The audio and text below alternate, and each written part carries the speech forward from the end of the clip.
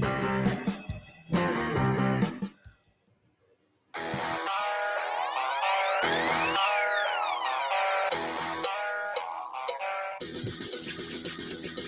an onslaught on over-the-counter cold medications, and they're very scarce in the stores right now. So the one that works for me the best is Mucinex. I don't know if you use Mucinex. Surely love Mucinex. Mucinex, pretty good. I mean, I got to say, it kind of busted it up after I finally got a hold of some. But it took me 2 days of searching various stores to find any Mucinex on the shelf. And then when you get there, there's like one packet left, and there's 3 or 4 people descending on it.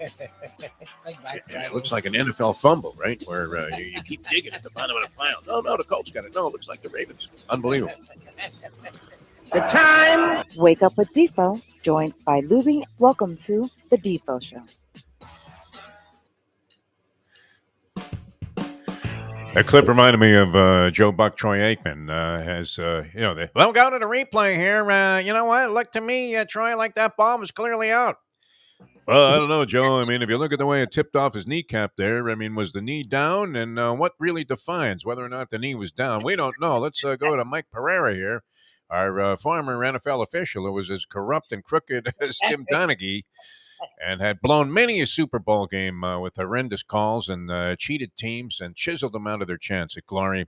Mike, what do you got for us? I don't know. I mean, it's not clear. If it's not overwhelmingly clear, then you really can't make the reversal of the call here. So I'll say that, you know what, the call on the field is going to stand. And the guy grabs the microphone. Well, it's pretty clear that the ball was out, recovered by the other team. The call on the field is reversed. And you're thinking, what is the point of all of this? Happened? You know what we need? We need more analysis. All right. Speaking of debates, Lubie, how are you, by the way, Lubie? We were off yesterday. Now, I implied to people on social media that it was load management. But you were not tired. You were just out of town, correct? No, I mean, most people would have taken yesterday off. I feel like it was the opposite. I made sure we did something yesterday. Yeah. In lieu of me being out of town. I was on a flight at this time yesterday. So. Oh, yeah. Okay. Well, it would have been prohibitive then if you had to turn off all electronic devices to count on the Wi-Fi on Spirit Airlines to carry you onto the show. That might have been some pretty spotty stuff. Remember that one time we had Tony, he was trying to do, it wasn't video back then, but he was on the phone and he was driving through some bizarre region of the country on his way back from Vermont. And we just could not pick him up. It sounded like a verbal ransom note. But we had like 9 sponsors for the Segredo Hour at the time. And so we wanted to make sure we got all the spots in. Okay, Tony. Yeah, we don't know what the fuck you're saying. I tell you what, I could use a good steak at Texas Roadhouse. Exactly. That's always great. All right. So the debate, what do you think, Louis? I guess I think we've come to the conclusion that my favorite time of year, if we can go Robert Goulet in sports. I mean, I think even the great Jim Sarney would agree with me on this one, and most people would. That if you're going to say what's the greatest time of year in sports, it's it would have to be. Could it be in springtime? I don't think so. I'm going to say the fall. I know. No. Well, because you have the baseball classic, which is what the World Series used to be. Well, and you know what's great about the World Series this year? All games are only going to be 2 innings of regulation, and no game will take more than a half hour. It's going to be condensed down to that. Manfred is just going to go wild with this stuff because have you ever seen more euphoria over the fact that spring training games aren't taking into perpetuity to complete? People love it, and I'm like, they're going crazy about this. Spring training. The time. That's all you hear. The time. They're going to have Johnny Addy from the grave after every game. And now there it is, ladies and gentlemen. The Yankees win it 5-3 here over the White Sox. 2 hours and 16 minutes. Man, oh, man, has this game refreshed itself? It's reinvigorated everything for the fans. The fans are having a great time. What do you think? I mean, is it possible the World Series would be down to like 30 minutes a game? Like 45 minutes. Well, I mean, if they shorten the number of innings, certainly that would, pad the chances of that equation actually working out. All right, so what do you think? See, I came to the conclusion that it was the fall. I thought you would immediately agree with me because I know we are in springtime. Do I sound at all like Robert Goulet? People think I should be able to sing, right? Because I still get that reaction. Like, and this was great. I don't know if I mentioned this. The last time I flew out to Atlantic City with the Mustang, which was a few weeks ago. All right, so we're in the West Palm Beach Airport. and it goes really quickly, like when you're going through the TSA and all of that stuff. So and they ask you to be there like, I guess this was about an hour and a half before the flight, not even 2 hours. Okay, so checking in at 10 o'clock, we get there right at 10. Line up behind the people, you know right where to go because you see 11 wheelchairs. And that must be our flight. You don't even have to look to see what airline. Nothing. No. And then a TSA is a breeze, man. I don't know if they're just not as concerned about possible terrorist acts in Palm Beach. What? I mean, what are they really worried about in West Palm Beach? If you get into the ritzy sections, nothing, right? They're worried whether or not they're going to waste their time donating money to the DeSantis campaign when he just drove Disney World all the way to Kansas. Oh my God. That's horrible. Well, when are they moving, Disney? Yeah, Do we exactly. know? There's no way they stay. I mean, you think they're going to capitulate to the wacky ideas and parameters that are going to be outlined by this maniac? I don't know. No. We don't want to get into that too heavily. But Right. anyway, I mean, normally I'd have been like you. I would have said, springtime, because we're here in springtime. You have spring training.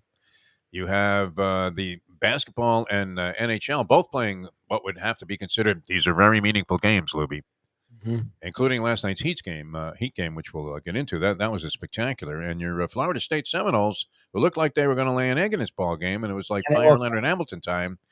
Came roaring back late, but unfortunately, it was like one of those moves where a horse looms up big on the outside midway through the stretch, and you think, "Wow, he's going to blow by him," and then Exactly. The last gasp doesn't work. you hear, even the people that don't speak English are clearly stating, "You dying rat!" Right? I mean, they're just you fading pig. That's what it's all about.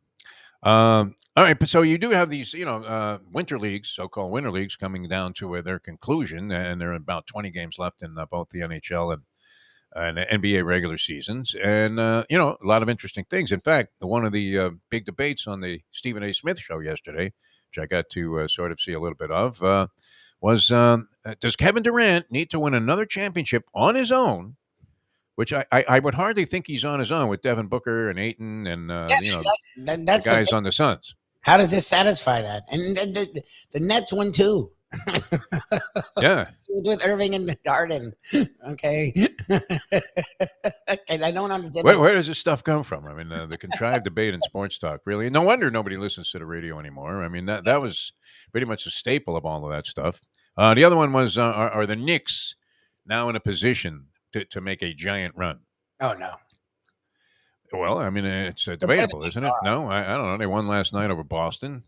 Well, they did. Julius Randle is playing like the all-star we thought he was a couple of years ago, Lubie. And I tell you what, this Jalen Brunson was maybe the best free agent acquisition and acquisition period since Dave DeBusschere.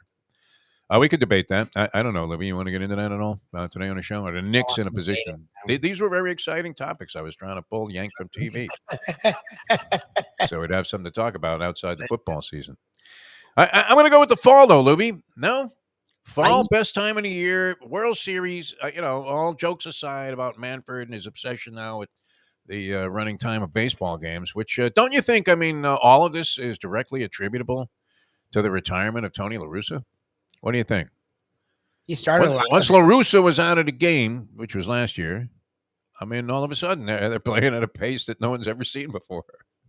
Goes back to like the 1950s when you'd see time of game on the the box score there, and it would be 2 hours and 3 minutes, and that was it. And the final was like 11-6 with Juan Marichal going all 9 innings and giving up 6 runs to get the win.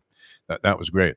All right, so what do you think? Did I convince you? Fall better than spring? Growing up, I thought fall because you had everything. You had the end of baseball, you got football, college football, pro football going, and hockey, college football. And I was big into all of them. Like the regular seasons for the NBA, NHL, and college basketball was a bigger deal when I was growing up. Now I don't know because like the tournament, I love the tournament. Even now when I don't watch college basketball, I can still get into the tournament. The NBA playoffs is actually the only time I care about the NBA. The combine, the NFL, you still have the draft and draft talk. The combine is another thing I wanted to get into here. I don't know. Go ahead, finish your thought. And spring training, in cities that care about baseball, it's a big deal. You really have to be an old geezer, I think. Either that, I don't know. When I was like a little kid, I couldn't get enough spring training, man. I even started eating grapefruit for breakfast, and I didn't like grapefruit. Right, I tended towards the sweeter fruits like oranges, apples. Didn't like my mother liked sour apples. She was from like Poland/Germany, but officially Germany. I don't know. I mean, did they only grow sour apples over there in Eastern Europe? What do you think? I don't know. I think sour apples. What else can you grow there, man? You look at that schmutz when they have like the British Open or the Open as they now call it. Right? And you're looking at the weather there in Ireland and it's summertime. Living should be easy. And you see the people with like, fur hoods on their jackets that are covering their ears and they're shivering. They're very pasty looking, are they not, Lubie? They look like they've just been gargling with Guinness Stout for the last 24 hours. Just pasty. How can you grow anything over there? I guess, Italy is nice, right? You can grow just about anything. And how about that place in France where the guy grows the crazy melons that Cindy Crawford is hawking on TV there? What isn't she selling, this woman? It's fantastic, right? Furniture. I'll have to say, I don't know if these are recent shots of her and they're not like heavily adjusted by, some kind of new technique. Woman looks like she did in those Pepsi ads like 28 years ago. Yeah, unbelievable. She hasn't aged at all. It's impressive. What would it tempt you to go to rooms to go to buy like a couch because Cindy's laying on it? I don't know. She has a makeup thing, so I guess that's probably why. That's the guy. It's the Dr. Whatever his name is. Dr. Sava. Sava. Sava Yisrael Adonai Eloheinu. Sounds like the beginning of a Jewish prayer, doesn't it, Dr. Sava? It does. Right? And this freak, man, goes out in the field somewhere and he finds a giant melon, which I'm not referring to any kind of sexual double entendre here, so don't get excited. And he does, and he extracts whatever's inside this melon and says, look at this. If I put it in your eyeball, man, you'll look young forever. How great is that? I guess the lifespan of this melon, they stayed fresh like it didn't matter what you did to them. You could have Gallagher come with a sledgehammer and this melon was still intact. It was amazing. And he's like, those Cindy Crawford pictures are as recent as my J-Date pictures. It's Andy in college when he's like, yeah. That's always good. Benching 400. Origins of Facebook, people used to try to get away with that shit. That's the best. Yeah. It's unbelievable. I remember that picture. All right, what do you want to get into first? I mean, the combine. You want my thought on the combine? Because I always find it hysterical that the whole thing is about who's actually going to do something there. And so now you have the number one guy there, the tackle from Georgia, Jalen something. He's not going to do anything. Jalen Carter. Yeah, sitting it out, man. Oh, he's not doing it. So now even defensive guys do nothing. I don't know that he's not going to show up there, because they have to like. They do everything. I don't want to get too ugly here, but I mean, even do they do penis size? What is this, Mandingo? I don't know if they're measuring your. The white guys are in a separate category. What are you going to say there, Libby? What else? Is the combine really not good for if nobody does anything? My favorite is that quarterbacks are not going to throw at the combine. Now, when you were a kid, when you were 19, 20, 21 years old, you could throw every day. It didn't matter. You went out, you played stickball in the afternoon, and then you threw like a 2-hitter at night in, the senior league game. Yes. Right? So, I mean, it can't be that, they're looking at it like some people do the home run derby contest, right, in baseball, where, it really could take something out of a guy. I think we've seen examples where it did. Yep. Where a guy exerted himself so much in the home run derby, then he came back for the second half of the season, and he couldn't do squidooch. Yeah. Happen. I mean, you can't directly pinpoint it to that, but the fact that he needed both Tommy John and rotator cuff surgery after the home run derby probably would lead you to believe that maybe they needed to shorten that thing up. Manfred, I don't think, was on the scene when they finally they changed the format a little bit, didn't they? Yes. It's not like it was where a guy would have to hit like 50 home runs in the first round. Then he did 38 in the second round, and then he'd be so worn out that he hit like 3 in the last round. And they didn't go by total, so, some guy that, just steadily averaged 20 home runs all 3 rounds, paced himself, ends up walking away with the championship. But, I mean, what's the point of going there if you're not going to do anything? Interviews? I mean, Brett Tesser would probably point to the interviews, which I don't know, how much weight do they really carry? What do you think? Not to say or imply that, because I did see a little bit of an evolution, I thought, with your man, Jameis Winston. But I mean, when he was coming out of college, I mean, goofball, I don't know if it goes far enough to describe what this kid's activities were like, including what could have been a very serious, Mhm. and was a serious implication, A great even though it allegation. was, eventually decided that he should be absolved of at least any, what? I mean, even the school board didn't charge him with anything, right? I mean, wasn't he in front of like the student jury, For Supreme like Court? cursing when he I How think heavy duty was that, man, Louis? I mean, who was on that? Bobby Bowden's son? I'm sure it's just students. I don't think it's nepotism there, but they I don't think they're running to get rid of the starting quarterback. I agree there. Yes. Yeah. On Well, it's part. kind of like this other story that's going on there with this Brandon Miller, Oh which God. that's another thing with the pat down. Now, was that something that they were always doing, and the guy just continued it in poor taste after this shooting incident, No, I think it was. I think they added it to be or is jerks. that something they just finally did, as a joke? Yeah, they did add to be jerks. I mean, Oh my God, what is this, he Nate was in his Oates? jersey and shorts. He wasn't going to have a gun on him. It was them poking. Alabama has circled the wagons in a really stupid way. Like they literally. People are appalled by this. I mean, should we be appalled, Louis? I am frustrated by the way they're handling it. That the fact Yeah. that even their journalists are like, "See, he's been Oh, proven." in Tuscaloosa, what do you expect? It's like proven. He hasn't been proven anything, guys. What he did was weird. Like I don't The give a guy shit. was eating a raccoon stew the night before he wrote the It's just- story. I mean, it's- he's got a coonskin cap oh, on, and like he's drawing arrows out of a little thing in the back there. Carrying a shotgun around. You couldn't expect that there wouldn't be some kind of pro Alabama bias that hey, what the kid doing? Nothing, right? That's my problem. Is Yeah. you want to say fine, be like I was with Jameis, where I was like, I really don't know what he did. Da da da da da. It didn't sound great. I mean, honestly, I would have thought that He's a missuspect. my lean was more towards the idea that maybe he should have been let go by the team, You shouldn't but be playing if but you it don't. didn't happen. So Yeah, who am I to judge? you're an adult with a sane, logical mind, and they're being super biased. And it's the kind of thing that if the NCAA still had power, you would see Yeah.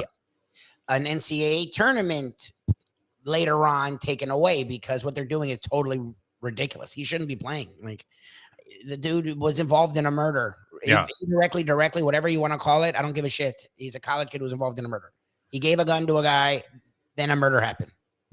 Like it's proven. It's not a pretty story, and not necessarily something, as we said originally, when and there are more details, I guess, have come out about this, and certainly more reaction has been provoked by the lack of action, or any kind of even addressing this as anything other than something to be brushed off by the Alabama brass there, including the president of the university, who said, "Woman, what woman?" Yeah.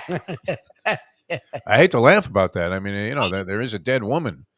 No, 23 it's years sad. old. That was a mother, and who knows? I don't know that we've established any kind of motive for this. I mean, it sounded like it might have been something over a boyfriend or something. Who knows? But it doesn't. I mean, it doesn't look good for the institution of higher learning, the Alabama Crimson Tide, to have those ads coming up at halftime about their cancer research and all the great things they do there. And then, have this guy playing basketball representing the university because he happens to be able to score 41 points. The other guy immediately cut, and any other Scabini. I mean, if he's a seventh or eighth man, right? Isn't he a goner? Yep, 100%. Yeah. It's and I get it when guys are loud and annoying, you treat them differently depending on how good they are, but not these kind of things. Like, Yeah. No, it's I mean, it's at least in poor taste, you would have to say, to have this guy out there representing the university until this cloud has kind of, completely cleared. And you could look at the situation and say, you know what? He really was absolutely, innocent of any kind of complicity in the whole thing. Exactly. Even if it was as minor as just, his friend says, hey, can you bring me a gun? And the guy says, yeah, sure. yeah. That's not really minor, though. I mean, when you think about it, for That's college students, it would be fairly uncommon. I didn't see a lot of that going on when I was at Syracuse. Look, Okay. I'm more modern in my college times. No one again, I tell the story where we went to go make a purchase and we knocked on the door, and we heard click click because my buddy was trying. Someone had stolen money from him, so he was trying to get it back, and people shot guns into the air feet away from us. So that was my. That's ugliness. Yeah, it was fun. Wow. It was a good time. I literally had to pull my buddy away from the door because he's like banging on it. I'm like, I don't think we should. It was a hood. That shooting guns in the air is not really a wise maneuver either. No, it can come down. Yeah. So I was like, I don't think. And then I heard behind the door, I heard click, click. I'm like, oh, that's a weird noise. I literally grabbed him and pulled him because he was still banging on the door. And then they like let off 2 shotguns into the air. I was like, okay, I think it's time to go. But other than that, This is why you're at FSU. yeah, I haven't. I mean, the roughest thing we had was trying to outrun each other to get to the Wimpy Wagon and get those great double burgers the cat made with one of the original food trucks, dating all the way back to the early 70s, man. And in the freezing fucking cold, believe me, you didn't want to go all the way down to the Marshall Street was the local street that had a few stores there. But, even they had to shut down because of like blizzard-like conditions that are going on in the rest of the country, Libby, as we bask here in the glory of 90-degree temperatures and crystal clear skies with beautiful yellow sunshine.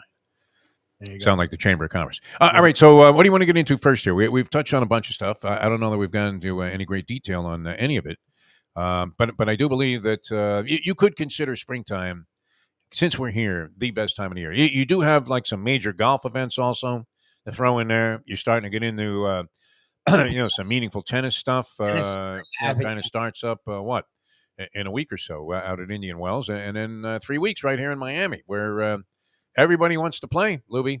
Oh, nice. I think everybody wants to play here, including the Joker. But what is the status now of non-vaccinated people getting into the U.S.? Do you need some kind of bizarre exemption? Are they still doing that? Because they didn't ask me. Like when they stopped asking for the vaccine card. So how? It seems like it would not, necessarily be something that should still be intact. No.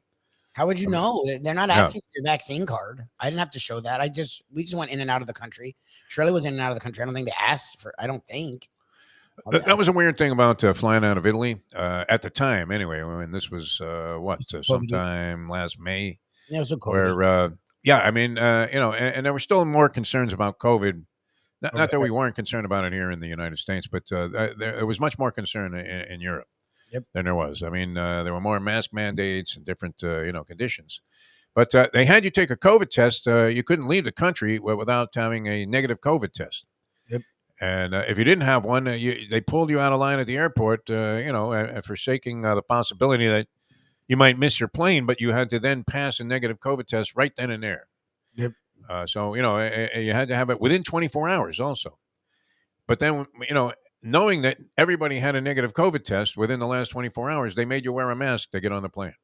Yeah, that's the thing I didn't get. Yeah, that was weird.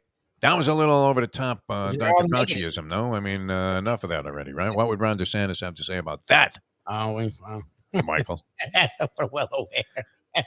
All right, let's get into a couple of things, though, here, Lubie, that are of some great significance in the sporting world. Now, the Heat game last night, they're 6.5-point dogs. They'd lost 4 games in a row on the road. They were tumbling into what I think is a very precarious position because, I didn't realize this, because it's still, I haven't gotten the firm grasp yet, the full grasp of what happened in the NBA when they added more teams into the postseason, where they now go down 10 deep. You can be the 10th team in the Eastern and Western Conference and still get into a play-in game to get into the playoffs. And if you're the 10th team, you're going to play the number 7 team. Yeah. In a one-game situation, right? It's one game. One and done. Is it not? I thought it was a series, but it may be a one. I think it's a one-game prop, my friend. Yeah, maybe. Yeah, one game on the home court of the higher seed. Is that not true? Okay. They couldn't play 2 out of 3 in that. No, that would be a lot. Maybe that would be, a real burden. No, it's a one-game prop, is it not? Yeah, all right, so check that out. I mean, if that's wrong, I would be surprised because I don't think they would put that much with load management being in vogue on NBA teams. But now think about that. So the Heat were sitting there in 7th place. They just lost 4 in a row on the road, and they go against the Philadelphia 76ers, who are, very much in contention. I don't know. Are they too far away from being the number 1 team? It's doubtful that they're going to pass both Milwaukee and Boston. But, I mean, is it not in the realm of possibilities, Lubie? I have to check the standings here if I can find them in my New York Post, which, by the way, delivery much improved. Here's sometime in the same, that framework makes that it more used to be. sense. Yeah, this is what I was going to say. The 7th versus 10th, because then are you telling me the 10th gets to be the 7th seed? That doesn't work. The 7th and 8th play, Oh, 7th and 8th play. and they become the 7th seed, and the 9th Oh, and okay. 10th play, and they become the 8th, which makes a lot more sense. And I think So, it's so the 9th and 10th have to win 2 games then. Is that the way that works? do they? Uh, Is there an actual tournament? Maybe there is, because they do how's call that? it. You know what? Could we confuse people anymore about the you NBA are. playoffs? There- We better get this together because we're going to have Eric Reed on the show tomorrow. No, I know. How can we possibly be this ignorant and interview a guy of his stature on the program? Come on. Nobody knows anymore. It's like nobody knows conferences. So who knows what playoff regular? We should know this, though, because we've seen it already a couple of times. No, Lubie? Somebody on the chat line fill us in on this deal. Yeah, there is. I guess it says there's 6 games. I don't know how the hell. Philly's probably too far behind. They're like 4 or 5 games Striking behind distance, Boston. but those 2 teams aren't falling off a cliff as of yet. So Yeah. it's a few games. So I don't think they're going to catch them. But they have a nice gap for the 3 seed. They're in a nice spot for the 3 seed. All right. Well, certainly Miami is not. I mean, but it would be, you would think something of great importance to them to finish outside of that 7th spot and not be involved in any kind of So that's what it is. new The configuration. 9-10 play. The winners of that play each other. The winner of that gets 7. The loser gets 8. That's what it is. Because there's 3. Oh, so they do get into the playoffs. Yes. The 7 and 8 get in, and the 2 losers are out. That's how it works. Okay. All right. I'll buy that. There's 6 games, so that means 3 in the East, 3 in the West, 7, 8. But you don't want to be involved in that nonsense. No, You don't have it's to be. all the games you're playing. You don't want to add games. Sure. So the Heat last night, though, they have been the most, not the most, but the 3rd worst, at least efficient 3-point shooting team in the league. They're horrendous, and that was a big thing. They wanted to get, and we mocked this. We didn't even mention this guy, right? Because the acquisition of Kevin Love was like, all right, what's that going to do? And he had some impact on the game last night. Actually, for the time that he was in the ball game, he had a fairly positive impact. I would imagine he had a big plus number while he was on the floor. Grabbed a couple of rebounds, made a couple of threes, clever pass or 2, and looked like he was hustling. But this Cody Zeller, who had not played, I think he retired at the same year as Nate Thurman. I don't think he retired. Whatever, he was out of the league, though, wasn't he? I mean, he was playing in like Saudi Arabia or something. He was thinking about going on the Live Tour. I don't know. No? I don't think he was going to Turkey. Like, I think he still was NBA viable. He had Istanbul still stenciled on his shirt that he had to turn inside out so he could play for the Heat last night. I'm trying to think. And this guy, literally, he's running up and down the court like a maniac. And I don't remember him looking like, the most aesthetically looking athletic specimen while he was playing in the past. But wasn't he also like a decent 3-point shooter, Cody Zeller? Or am I way off on that? Yeah. He was a big that he could be the stretch 4. He was a top 10 pick. I think it was Indiana. I think he was out of Indiana. So you don't think of this guy mixing it up on the inside necessarily with Joel Embiid. And so early in the game, I'm laughing. I sent you a text. I said, can you believe this? They got Cody Zeller trying to guard Embiid. Yeah, that's always fun. And then late in the game, when the so-called money was on the table, and it was they were exchanging wild fast breaks. By the way, the pro fast break is just still a thing of beauty. I mean, these guys are amazing. I don't know how they do that. I mean, can you really practice all of this stuff against live action? There's no way.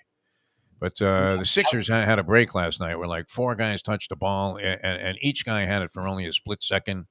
And they just made a series of like absolutely dynamite passes to come right up the court there. And you're thinking, my God, man, the pace of this game, which made what Zeller did even more impressive because he hasn't been playing, right? He hasn't been out of the league, right? Was he doing anything? Well, he was working out on his own there in altitude. I think he was on a team. He just wasn't playing. Like, because it's in 2021 he played and he's playing now. So I don't think he was like Europe for a year. I'm trying I thought he was like, driving a Greyhound bus or something. like, I don't think he was out of the league. He wasn't playing. And the Heat just signed him because they knew Udonis Haslem didn't want to get involved in any more minutes during the course of the season. His contract only called for 37 minutes, and I think he's already played that much. Yeah, he's like started. Imagine he has a mandate in there, like one of those pitch count things or innings things. that you would see Scott Boras negotiate into a contract. So they're going to pay the guy $50 million a year, and he can't pitch more than 114 innings. Strasburg, I think, had that, right? The guy, with the Nationals. for Harvey many had years. that. They're like, UD, come in. He's like, no, I'm good. I'm at 38. I'm good. Sorry, baby. No wonder the game took for I'm fucking good. ever. They had to figure out on average how many innings this guy could pitch in a game in August so that he wouldn't exceed 160. Exactly. I mean, where's Ron Guidry when you need him, man? They go 25-3. This Zeller, I mean, he makes a great play on the offensive end. I think to go in and jam one or get a layup, and then goes sprinting down the floor. And he did. He looked like the chief in Cuckoo's Nest running down the floor. And, I mean, just wobbling all over the place. It wasn't like you were watching Skeets Nehemiah, skim the hurdles in the 110 high. And he blocks Embiid, who's going in for, like a surefire layup or dunk. And I thought, my God, talk about heat culture. This is it. It's called Louis Pasteur, man. We found something new. I mean, this is a culture we've never seen before. How the hell was that guy able to do that? Unbelievable. That was fantastic. So then the Heat, I mean, a typical NBA game, right? They seem to be in command the entire time. They're fluctuating between, I mean, it got down to 4 a couple of times, but mostly it was fluctuating between like an 8 and 4 point Heat lead. This is in the late stages. Did you catch any of this, Lubie, or were you not watching? Like I've said a few times, I don't have Bally Sports, so I scorecast the games, and I was sitting there with bated breath, going, "Oh my God, they're leading! What is going on?" What were you watching it on your phone? I couldn't watch it. I just scorecast. I just keep, when you were at the When I was doing that baseball pool, crazy. you're refreshing, and you're like, "What the fuck? What the fuck?" Like you with the score. What do you phone. mean? There's a guy on second. It was like Andy was talking about, explaining the score phone to me, because you've talked to me, but you never explained it. He's like, the score phone was sick. 50 cents a call, and then you would call sometimes and be backlogged. And Ken was like, I used to call the West Coast newspapers because they would be awake still and they'd have the scores. I'm like, what the hell are you people doing? This is real sick degeneracy. I mean, you used to be able to call one of those phone lines and get Yonkers race replays and recreations. So you dial it up and it'll be like 99 cents and you'll get to 6th at Yonkers. That's balls to the wall Hanover now in front by a length, and he continues to lead here under Del Insco. I always had ESPN my whole life, so I never had to go. It's kind of crazy. I mean, I don't know. I mean, I'm so used to the channels that I watch, and I've been, it's one of the things you keep telling yourself is like, get off your back and stop watching so much TV. Although, being a big sports fan I am, I'm in heaven being able to flip around and watch all this stuff. I'm not quite at the Jim Sarney level, I was gonna say. where I'm watching women's paraplegic lacrosse. It's not even a joke. He refers to sports, and I'm like, is that really it? And I don't mean to, poke any fun at people, because the goal of the year in soccer was accomplished by an amputee. Did you see that, man? Oh, nice. Good for Guy them. in one leg, man, and with a bicycle. I don't know how this guy did that. That was miraculous, unbelievable. I mean, holy Pele. That was fantastic. So anyway, I mean, typical NBA game. It looks like the Heat are going to finally wilt in the end. Yeah. With all due respect to the late, great Wilt Chamberlain, speaking of the 76ers, or at the time they were the Philadelphia Warriors. Remember Hal Greer from the free throw line? That I don't remember. Boom. That's when like a 16-footer was a bomb, like you would, if you were outside, the top of the key, it was like, hey, what are you, a chucker? What is that? Yeah, it was stupid to shoot that shot. Corner shot was always a pretty easy shot, no? Don't you think? Corners? Yeah. Both corners or left corner only? I thought No, both. you would probably like the right corner. I like the corner, either corner and straightaway. Baseline was a good place to work for any kind of jump shooter. It really was. Yep. It's a lost skill. But the Heat managed to maintain, and then they get a spectacular bucket. Jimmy Butler, who had stated, the announcers proclaimed that Jimmy Butler said he was tired of losing. No, he said it. He said it after the last game because they played a horrible Hornets team and were dominated. It was a joke. I don't care who did or didn't play. Yeah. It was asinine. Like they looked like garbage, and he was like sick of it. Again, I mean, they'd been shooting like abysmally from 3-point range, but it's not like they're reluctant to put up a bunch of shots from the Coke machine. That's the problem. And it was ugliness. A very inconsistent season for the Miami Heat, you would have to say. They won a lot of close games, though. They have like 14 games that were decided by, I think, 3 points or less that they won, which, it shows that what? Can they play defense at the end of games? They managed to make a couple of good defensive plays, though. Adebayo had a block on Embiid late in the ball game, and Embiid was a little bit away from the basket. That was no easy play defensively. And they came up with a bunch of turnovers. And then Harden has a chance to win the game, and he floats up a brick, and that was it. So the Heat win it. And there you go. I mean, just when you think you would be able to just pound Philadelphia into Bolivian, my friends. Yep. Laying 6 in a hook at home against a team that is staggering. They just lost to the Charlotte freaking Hornets. Yep. For their 4th consecutive loss. Spoelstra, a little ball spot. Not quite like mine, but a little ball spot. It's coming, yeah. Have you noticed that? Too young of a man for this. Yeah. And the grease doesn't really hide that. No. If you're thinking about, like, maybe you should grease the hair a little bit because you're getting that yarmulke in the back, people, forget about it. Just look at Eric Spoelstra. I think it amplifies it. Exacerbates the when you situation. put liquid in your hair and you're balding, it's the worst thing. It accentuates the baldness. Exactly. I've done all the math the last 10 years. Ronnie Rothstein had hair when he took over the team. Remember that? And a nice big Jewish fro. 2 years later, he was bald as an eagle. And he kept looking at Ronnie Cycli, eyeball to eyeball, and saying, "Why, Ronnie? Why?" Unreal. All right, but a nice win, you would have to say. The people on 5 Reasons Sports Network, which we love, by the way. Thank you very much for the nice response we're getting there. Yeah. And I don't know if you're going to send them some of this Heat material today, but I will. I've already marked it. I was thinking, I don't know if I was up to it, just doing a spoof because obviously they're huge, with Heat followers on 5 Reasons Sports Network. And Scoop Skolnick, I mean, is there a more brilliant guy? I mean, it's a toss-up between Scoop and Ira Winderman. Who is, just more authoritatively knowledgeable about the Heat, and tracking them in history. Now Winderman's been there since year number 1. I think Scoop came along a little bit later on into the Heat's existence. Would you think that's a fair statement? Yeah. Yeah, he's just 50. I mean, Winderman's, I would think, a little older. Yeah, Winderman's got to be, approaching geezers at Caesars like me. No? I don't know about that. Probably younger than I am, but everybody is at this stage, which is an unfortunate realization. When you wake up every morning and go, "Where am I? What am I doing?" Jesus. I wake up like Chuck Wepner from an 8 Count. I think I'm from New Jersey. Okay, all right, you can keep fighting there, Chuck. Let's get back in there. You're bleeding from every pore. Oh my God. All right. So anyway, what does it mean? I was going to do this thing about how the Heat have no chance to win a championship this year. I would be willing, honestly, Lubie, and this is not to. I mean, let's face it. It's been an excellent franchise. Pat Riley is a god in my estimation. I mean, when he honored us with that 10-year anniversary thing, I don't know if you saved any of that stuff, but I was thinking we ought to incorporate some of that stuff into some kind of intro for the show. No, yeah, I don't know. we had everybody. We had like Marino, we had Riley, we had the whole world saying, "Hey, this is great. You guys have been together 10 years." And we facetiously were saying, "Well, we don't know how much longer it's going to last here. Do we make it to 11?" It's funny. And a lot of people had the under on that, and they weren't far off. Yeah, we about right because we made it like 11 and a hook. Did we make 12? I don't know. I don't know if we made 12. It was not quite. Yeah. of the 11th, the 12th year. Right when the Brady Quinn show debuted. Brady Quinn.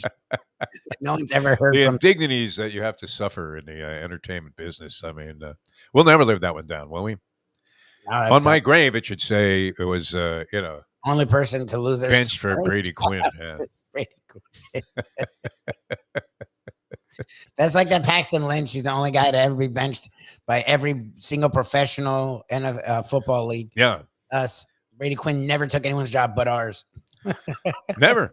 It was not even a consideration. I mean, it would be like giving Johnny Manziel your starting quarterback job if you were the Jets this coming year. Unbelievable. Exactly. More chance than that. Better job, though, shooting threes, man. They were smoking from 3-point range in Miami Heat, just to wrap that whole thing up on last night's game.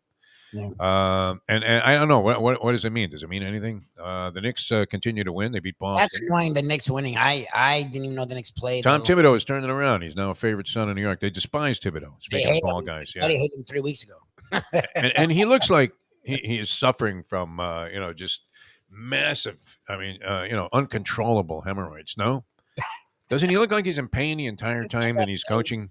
It's actually not wrong. There are some guys that look that way, and that's just the way they look. Like Barry Trotz, who, by the way, just became the GM somewhere, or is about to become a general manager, whatever franchise he's with now. I think he's in Ottawa. No, I'm not sure. It's probably it's a U.S. franchise. Barry Trotz, the guy's retiring. Whoever was at the helm there, he's been the GM there for like 25 years, and I don't even know Trotz was still in the league. So maybe he was working as an assistant GM. Barry Trotz, the little guy who is going to be played in his biography by Predators. yeah, Nashville. That's it. Okay. So what was he doing with the Predators before he became? Now he's like the GM in waiting. It's kind of a Jimbo Fisher deal. Yeah. Anyway, we always wished that he was here, Barry Trotz. Wouldn't that have been great? Could have had this guy coaching instead of this, French guy. Joe Philbin that we have, Paul Maurice Chevalier. Maybe they'll do some good. I don't know. All right, let's get into a couple of things. And then there's a lot more ground to cover here because it was a fabulous weekend on the sporting scene. And we missed you guys yesterday. We really did. We were able to join you for the Mike Mayo Lunchbox, and you guys are going to be on the road today, correct? Yes, Willie T's for Willie T's. Now, that's down there on 17th Street area, right? Yeah, I'm looking forward to it. This guy's become a restaurant magnate, and he came from really not only humble beginnings, but really tough beginnings for his family. So it's super cool, his story. So I'm really great. Yeah, and it's the last day of what is called Black History Month, which we we have that in the state. Yeah, how did that get by the latest legislative session here with Ron DeSantis at the helm? I'm sure at some point soon it will be the next. Pretty soon it'll be White History Month. That'll be great. Way to go, Ronnie boy. All right, that's a whole nother story though. Anyway, you guys are going to be 12 o'clock. I'll try and join you. I don't know if May will have me, but I'll try and join you guys. All right, good. Because, want to join, yeah. Like I was saying to you this morning, it wasn't like we were talking about whether or not to, provide the Ukrainians with nuclear weapons and aim them straight at Putin's head. You guys, I guess, not argue, disagree about things. You're not wrong. I'm like, yeah, any of this, like none. Exactly. Yeah, I mean, but we were more likely talking about whether to order the cheesecake at a Mexican restaurant. Nice. Which is the Jewish thing Mexican? Do they really make a cheesecake, or where are they getting it from? Is that a mistake or not? I don't know. What do you think? If they had a cheesecake, I'd probably try it because it's like, why do they have a cheesecake? Maybe it's really good. Which was exactly my point. That was your point. I get it. And I got your point. I got his point. And I thought that was understood. But for some reason, we kept circle jerking. I got a little wild, man. I don't know. You guys got uncomfortable. Walked away with a funny feeling. Well, that's the thing. He likes to zets, and it's okay, but we move on from the zets. Like we do a little and then move on. He likes the zets, which okay. Oh yeah. Keep coming back to the same thing. I mean, I'm not mad about it. It's a different way of doing things. People do it. We just don't. Like that's not our. No, you want to punt the ball down the field there and get your defense out there and see if you can't get a 3 and out and move on. Like we've been saying any topic long. I don't even know that we ever complete a topic. I have a list of topics here that I wrote down last night, believe it or not. A list of notes here, and I didn't get to any of them there. Oh, that's great. I'm not sure that we accomplished anything, but we are having a lot of fun. Glad you guys are tuned in. Always appreciate the comments on the comment line there. And I still don't fully understand the NBA playoff. I'm being honest. I'm not, I'm just making this up to make a joke. I'm trying to figure out, wait a minute. So the 7th seed plays the 8th seed. Where do they in a play? 1-game outing, and the 9th team plays the 10th team in a 1-game outing. Yes. And then so whoever wins that 7th versus 8th, they're automatically the 7th seed. And then now the winner, the loser of that game, don't they have to now play whoever won the other game to see who advances? And there's a possibility you could have been the 7th or 8th seed and get knocked out, no? I think that's what it is. I think you can be an 8th seed and then not be in it.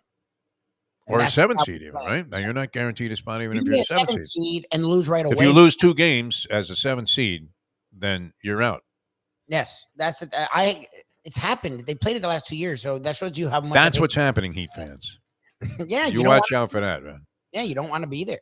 Like the Knicks are doing what they need to do. The Knicks are now in the 6th seed, firmly entrenched. I mean, they had to give Cody Zeller oxygen after that play on Embiid. Did you see that? He ran right off the court there. This is what's going to take us to a championship. No, they couldn't hustle anymore. What is it about Heat culture? Did they inject it into you right away?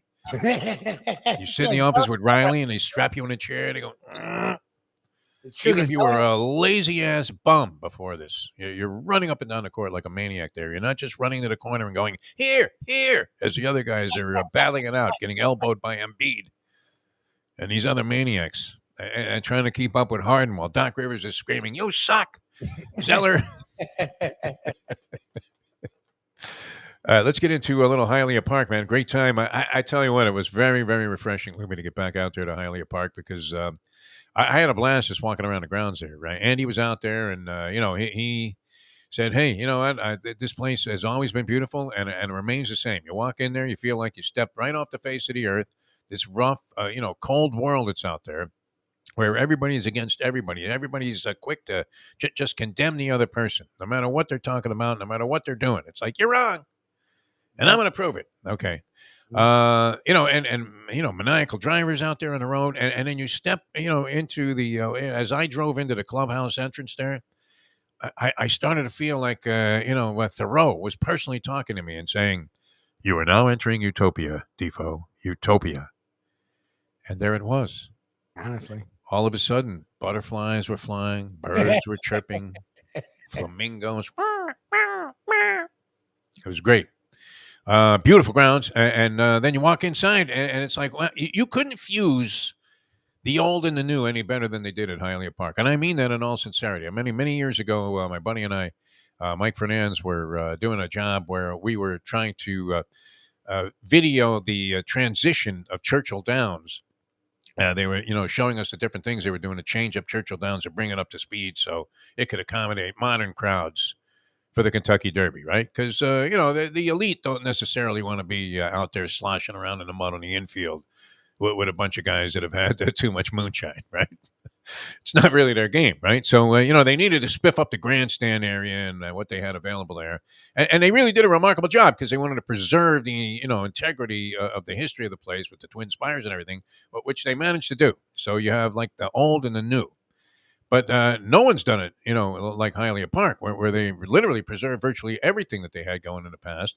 And then on the inside there, you've got like this beautiful casino and what was a terrific venue. It could not have been a more beautiful night, Mike Lubie Lubitz, to have an outdoor event. I'm sure it was amazing down here. It was great, and all the people there, they're hustling all the time. They really do a great job to put on a great show. Fantastic. So any special events worthy of consideration if you're thinking about something at Hialeah Park, you want to introduce yourself to the place. You don't have to wait until they have like a concert or some kind of special thing going with a dinner or the boxing like they did. And I would imagine it was a smashing success, by the way, Louis. They have never sold more tickets for an event. Nice. That's Much sick. of which was attributed to your attention to detail. Yeah, I'm sure. With talking.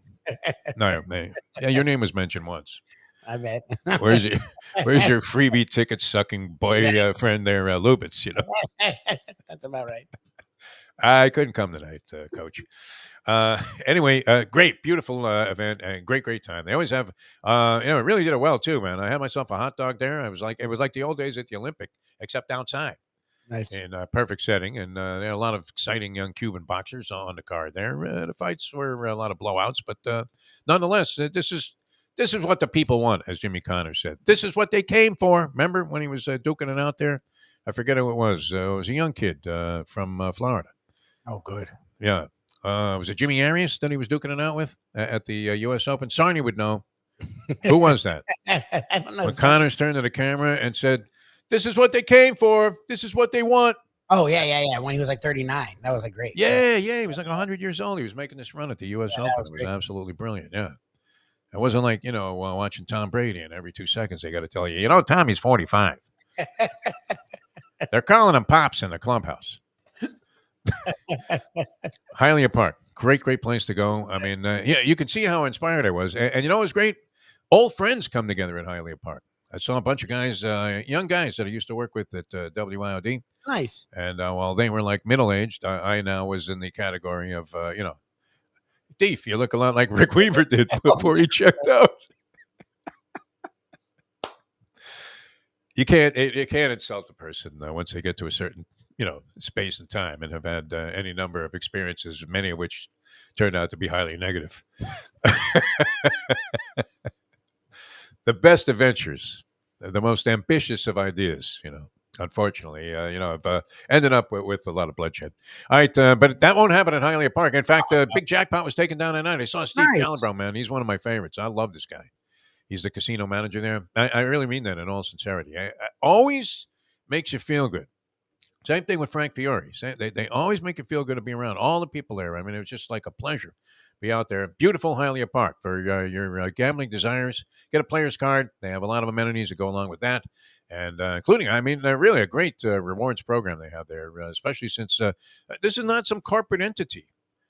Remember when people were always saying, "Hey, you know what? It'd be nice to get out of corporate radio, and work for like an individual owner," which those guys don't exist anymore, right? Yeah, I was gonna say good luck. It's like newsstands, right?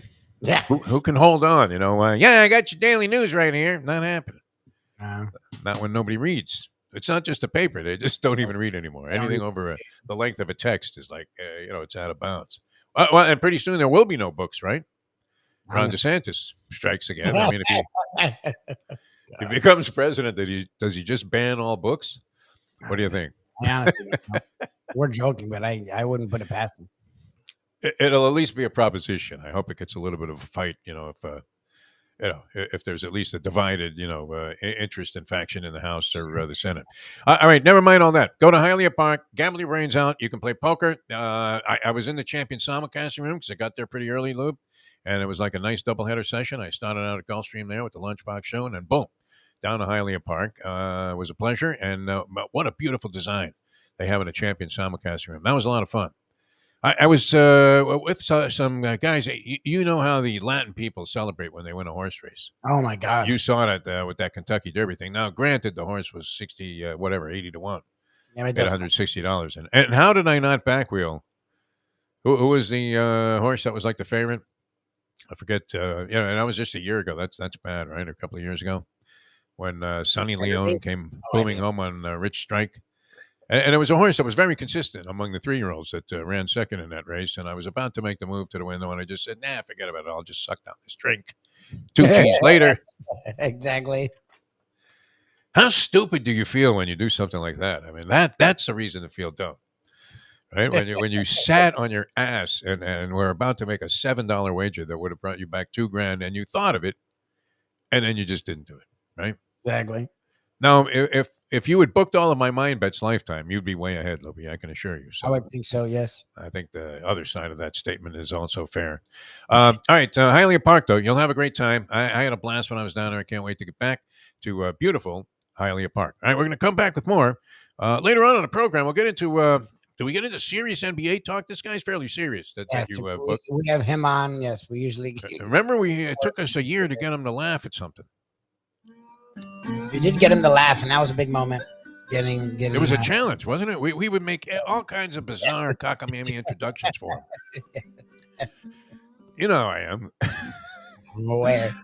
No, but I mean, you want the person to feel like, hey, we're really, really happy that you're on the show, don't you? No. 100%. Okay, and a lot of guys, I mean, I find that, intelligent guys that we have on, people that are far more intelligent and intellectually inclined than we are, kind of dig that approach, right? Yes. Like Feinstein comes on, he doesn't mind if we give him a little bit of a schmooze. No, I mean, he makes fun of it, but he definitely appreciates it because he keeps coming back. Armin Katayan, you had that clip from Armin Katayan. I mean, is that not an intellectual freaking guy? Yes. You kidding me? Yeah. Yes. Did the thing on Tiger Woods. Remember he was pumping that? That was really, really well done. That like what was that? Was that HBO or Showtime? Series. It was like a mini series. I'll tell you what I watched last night. Speaking of Jim Sarney, that I found actually very interesting. And this guy was not my favorite player by any means, but Kevin Garnett. Anything is possible. Have you seen this documentary on Showtime? Kevin Garnett. Oh wow! No. Very well done. Very well done. Very interesting. I'm still not a big Kevin Garnett fan, but. I guess that he was in an Adam Sandler movie that might have tainted my opinion. After seeing that brick of a comedy show with Adam Sandler at the Hard Rock. If the tickets are free, can you complain that the show wasn't very good? What do you think, Libby? I probably still would.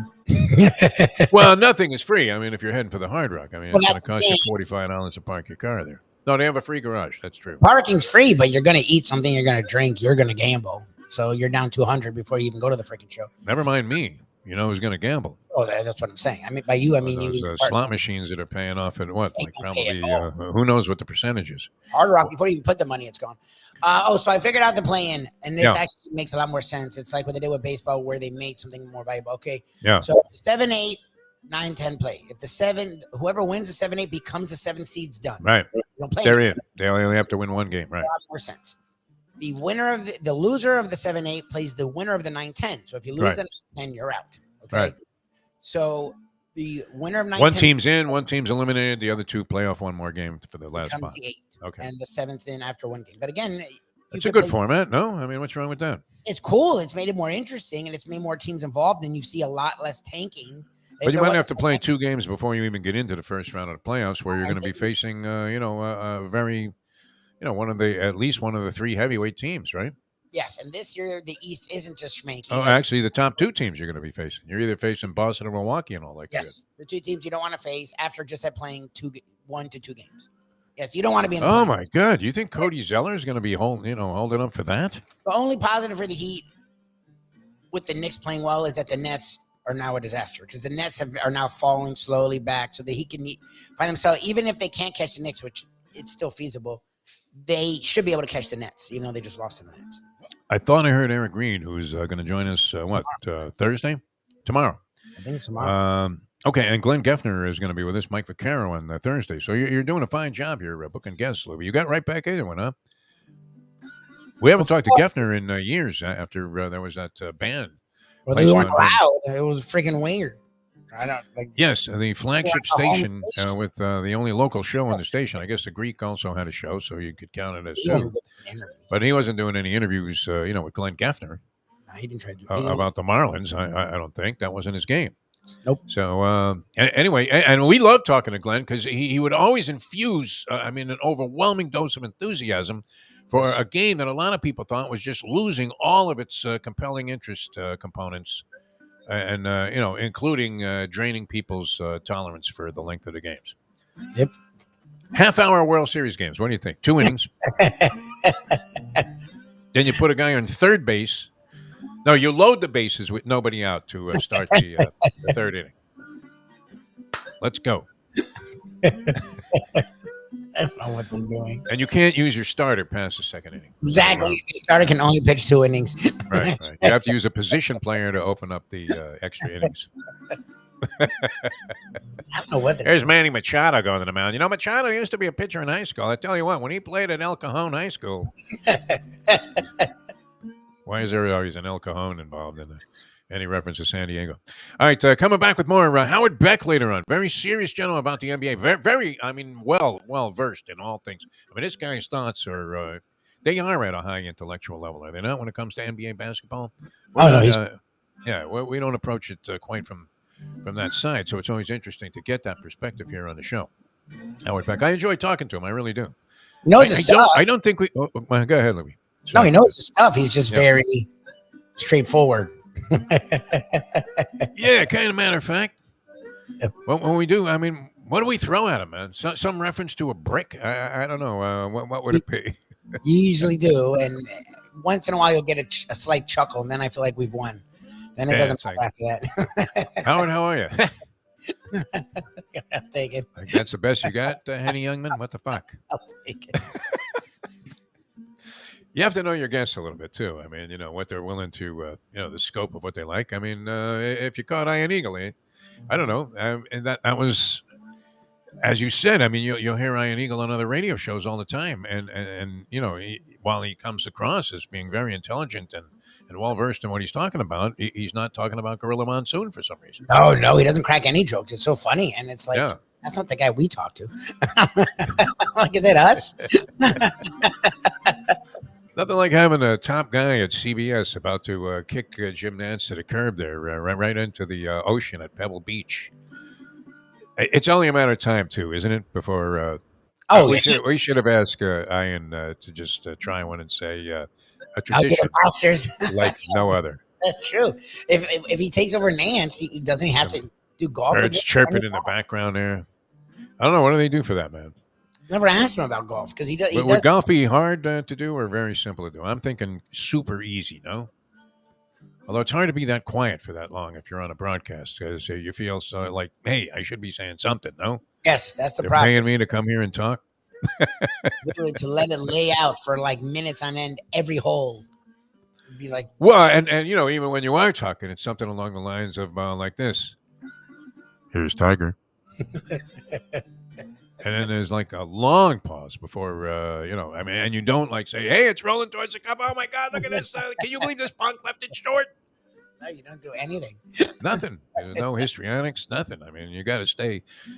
You must have to do a little Dilaudid drip before you go out and do golf if you're going to be like in the Nance chair. No?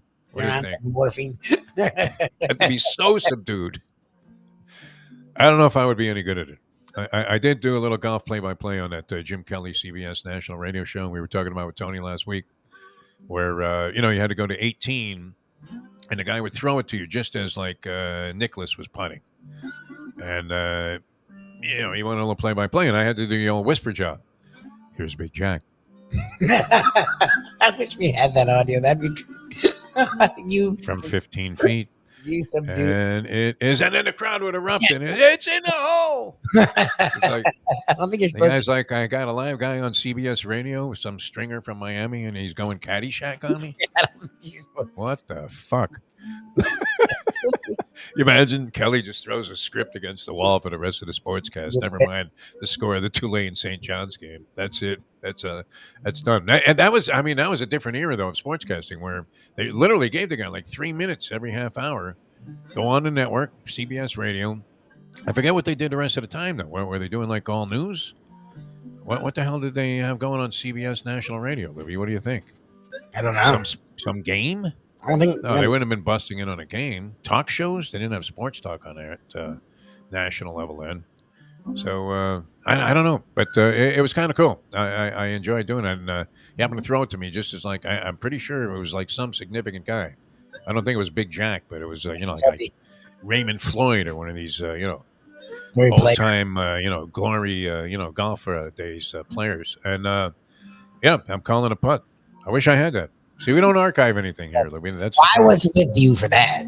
You can't blame me for that. I didn't remember you doing that shit. You didn't string when you were doing shows with me. You were past the stringing. No. I mean, I was, you know, that was a job for a young guy, and it was just getting into the business. I mean, it was a perfect job for the, you know, that situation. But I mean, think about what you got to do. I mean, you're like just getting involved, and you're already on like some live network show, which was a big deal at the time. Right? Some guy would call you from where you lived before, in my case, California, and go, hey, Defo, is that you, man? You're calling golf now? Congratulations. But, and you know, I've told the story many times about my big moment when they wanted me to preview a Buffalo-Miami game. And it was like a CBS show in the morning, and the host was one of my idols of all time, Win Elliott, the great Win Elliott, yeah, who he was the Rangers hockey announcer on TV when I was a kid growing up. We absolutely loved Win Elliott. Oh, he was a legend, but I didn't know he did sports talk.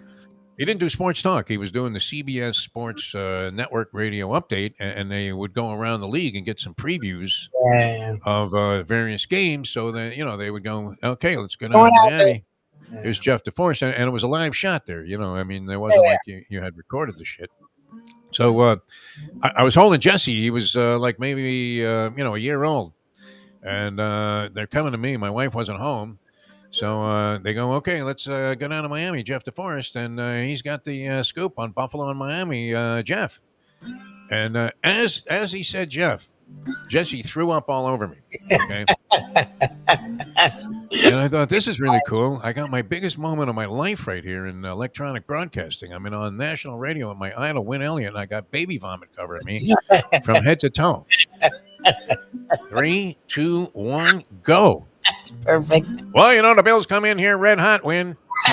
You got to just pretend like it didn't happen. Kind of like when the Rangers had Ed Jochum in there. And, you know, I didn't think he was going to be much of a goaltender after they had to Gump all of those years. But you're trying to impress Win. Take it back to like 60s Rangers hockey. Anyway, that was my story. I'm sticking to it. All right, we're coming back with more Howard Beck later on. We'll get serious. And FSU Miami, that was an interesting thing, Libby. I don't know if you probably didn't catch it. I watched it. Yeah, I watched it. Oh, you did? I saw none of it. I tuned in before half, and they were getting drilled FSU, which I presumed. And I was like, whatever, at least good for Larinaga. And then Sarni, I thought he was taunting me, texted me like an hour later, WTF. And I'm like, don't ask me. FSU sucks this year. What do you want from me? So I'm like, what is the ridiculous score now? And they were down 2. I'm like, what the fuck? I thought that was the women's score when I saw the final. Yes. I'm like, what happened? I'm like, how did they get down 2? It's not possible. And the last minute was one of the greatest last minutes I've ever seen. Like there was like 4 game winners. It was like really weird. But that was for everything, wasn't it? I mean, we had that discussion with Jim Larinaga, and I was extremely, supremely confident that the Canes would come away with a victory in that ballgame. They were favored by 14 points, Lubie. Imagine if you had hammered Florida State on the money line, but you would have had to have balls the size of beach balls. There's no way. They had just beaten FSU like 2 weeks earlier or 3 weeks earlier by like 30 at FSU. They're undefeated at home this year. FSU's a big right. The Wasco Center. My God, we were just talking about it like it was, the pit there in New Mexico. It was Cameron Indoor. Yeah, like the Dukies were going to show up or something. And people are camping out there now. I think no, that's. I don't know about camping now, but it's become a really good home court. I don't know what the hell happened in that game. That was weird. And they get like the first bucket, I guess, of the second half, so they're up 25, and then that's it. And then still, it took a miracle to lose. Yes, they actually found a way to. A guy throws up a heave that 98 out of 100 times, or even 99, maybe. Could you make that 1 in 100 times if you were attempting it? I guess obviously it's possible since he did it. Yeah, it was like a half-court shot. Yeah. Not quite, but I mean, a leaner from a long distance with no time left in the game. I mean, it wasn't exactly like he went straight up like he was Bill Bradley there, and it goes through for a 3-pointer to win the game, not even tie it, win it. Unbelievable. That was something. So, what does that cost the Canes? Do we know? I mean, don't they have like a week off and then they play Pittsburgh this coming Saturday? Is that right? Is that what Jim Larinaga told us? I think he said their final game was a home game against Pittsburgh, but if I'm not mistaken, he said that that was a Saturday game after they played Florida State on Saturday night. And that would be a long time between regular season games, would it not? Yeah, they don't play again until Saturday. Wow. And Pitt's ranked. I know Pitt's good. Yeah, I mean, they're right there with them in the ACC. I think Pitt's in first place in the ACC. They might be the first place team. It is in first place. What the hell? Remember when Jimmy B was talking about teams that had just bought their way into the tournament and into contention? And who did he single out? Pittsburgh and Miami. That's funny. He's just bitter. I think he's senile at this point. No, yeah, 80 years old. I mean, 80 years old. Come on, man. Holy Lefty Drizel. How long are you going to hang on there, Jimmy B? I was there when he was getting started. It is crazy, yeah, that he's still there. Yeah. Yeah. He was the freshman team coach. And, had a guy named Roy Danforth. Eventually, went to Tulane. Danforth had just a modest modicum of success there. Got what looked to be a better job, but then Jimmy B, inherited one of, a really, I guess you have to give him credit early on. He obviously, knew how to recruit, right? He was getting all these kids from L.A. Yep. I mean, he had to take them on that one day of Indian summer for their recruiting visit. Otherwise, nobody ever would have came there from L.A., You got to be out of your fucking mind. You would go from there to L.A. like I did and say, I never want to see snow again. That's it. All right, we're coming back with more in a moment. Howard Beck going to join us in the latter part of this hour, and many things to talk about here on the show. Glad you guys are with us. Always appreciate it. Jeff DeForest, we got Mike Lubie Lubitz. 12 o'clock today, the Mike Mayo Lunchbox will be launched from the places known as Willie T's. Is that not correct? Willie T's? Willie T's. It's a seafood shack. Is that not also part of the title? Yeah. I mean, I'll pull it up here, but sounds good to me, man. I mean, and there'll be a wide assortment of food on the table. Nikki Mohan's going to be out there. That's always a lot of fun. Yeah, and there should be a good time there from a new place with a real interesting entrepreneurial story. Yeah. Willie T's guy came from nothing. Literally owns one of the restaurant groups. Like they own Matchbox, which has become a national thing. They own one of the other national chains, and then so there's a big guy, man. I mean, is he going to be on the show? I hope so. Yes, we're getting Willie T. That's why this is like this big build up for like 2 weeks, because we're getting the Willie T himself. Oh, beautiful! One of the bigger restaurant magnates in all of South Florida. It's actually like a huge. That's big, man. Now, do you think he will fear Mayo or no? I think that's what's because when we met the restaurant, They still take care of us. Don't get you weren't there. It's funny because they still are like, where do you want to be? What do you want to do? What do you want to eat? What do you want to drink? But it's not the yes, Mayo. It's more of a compadre respect where they feel like they're on the I level. got you, kid. Yeah. Exactly. The guy from the restaurant people was really cool, but he was like this mucky muck, and he was Right. he was helpful and he was great. He was a really good dude, but it was different than when the like chef owners are like waiting with bated breath for. Oh yeah, yeah. I mean, literally, they have women, dressed in kind of Middle Eastern garb, feeding grapes to the guy as an appetizer. Well, he drinks mint tea being poured, by a sexy-looking woman. All right, we're coming back with more in a moment. Now that. Wouldn't that be great if they played that in all ballparks? Or that would be the way that, that they signified that you were over, the pitch clock or your, time that you have to scratch your balls while you step out of the batter's box and adjust everything a couple of hundred times. I don't know. What do you think, Lubie? Is that going to work in the regular season, or are they just going to abandon it? But what do you want them to play? What did you want them to play? The time. Oh, that'd be great. Yeah. The time. That would eventually drive people out of their minds, man.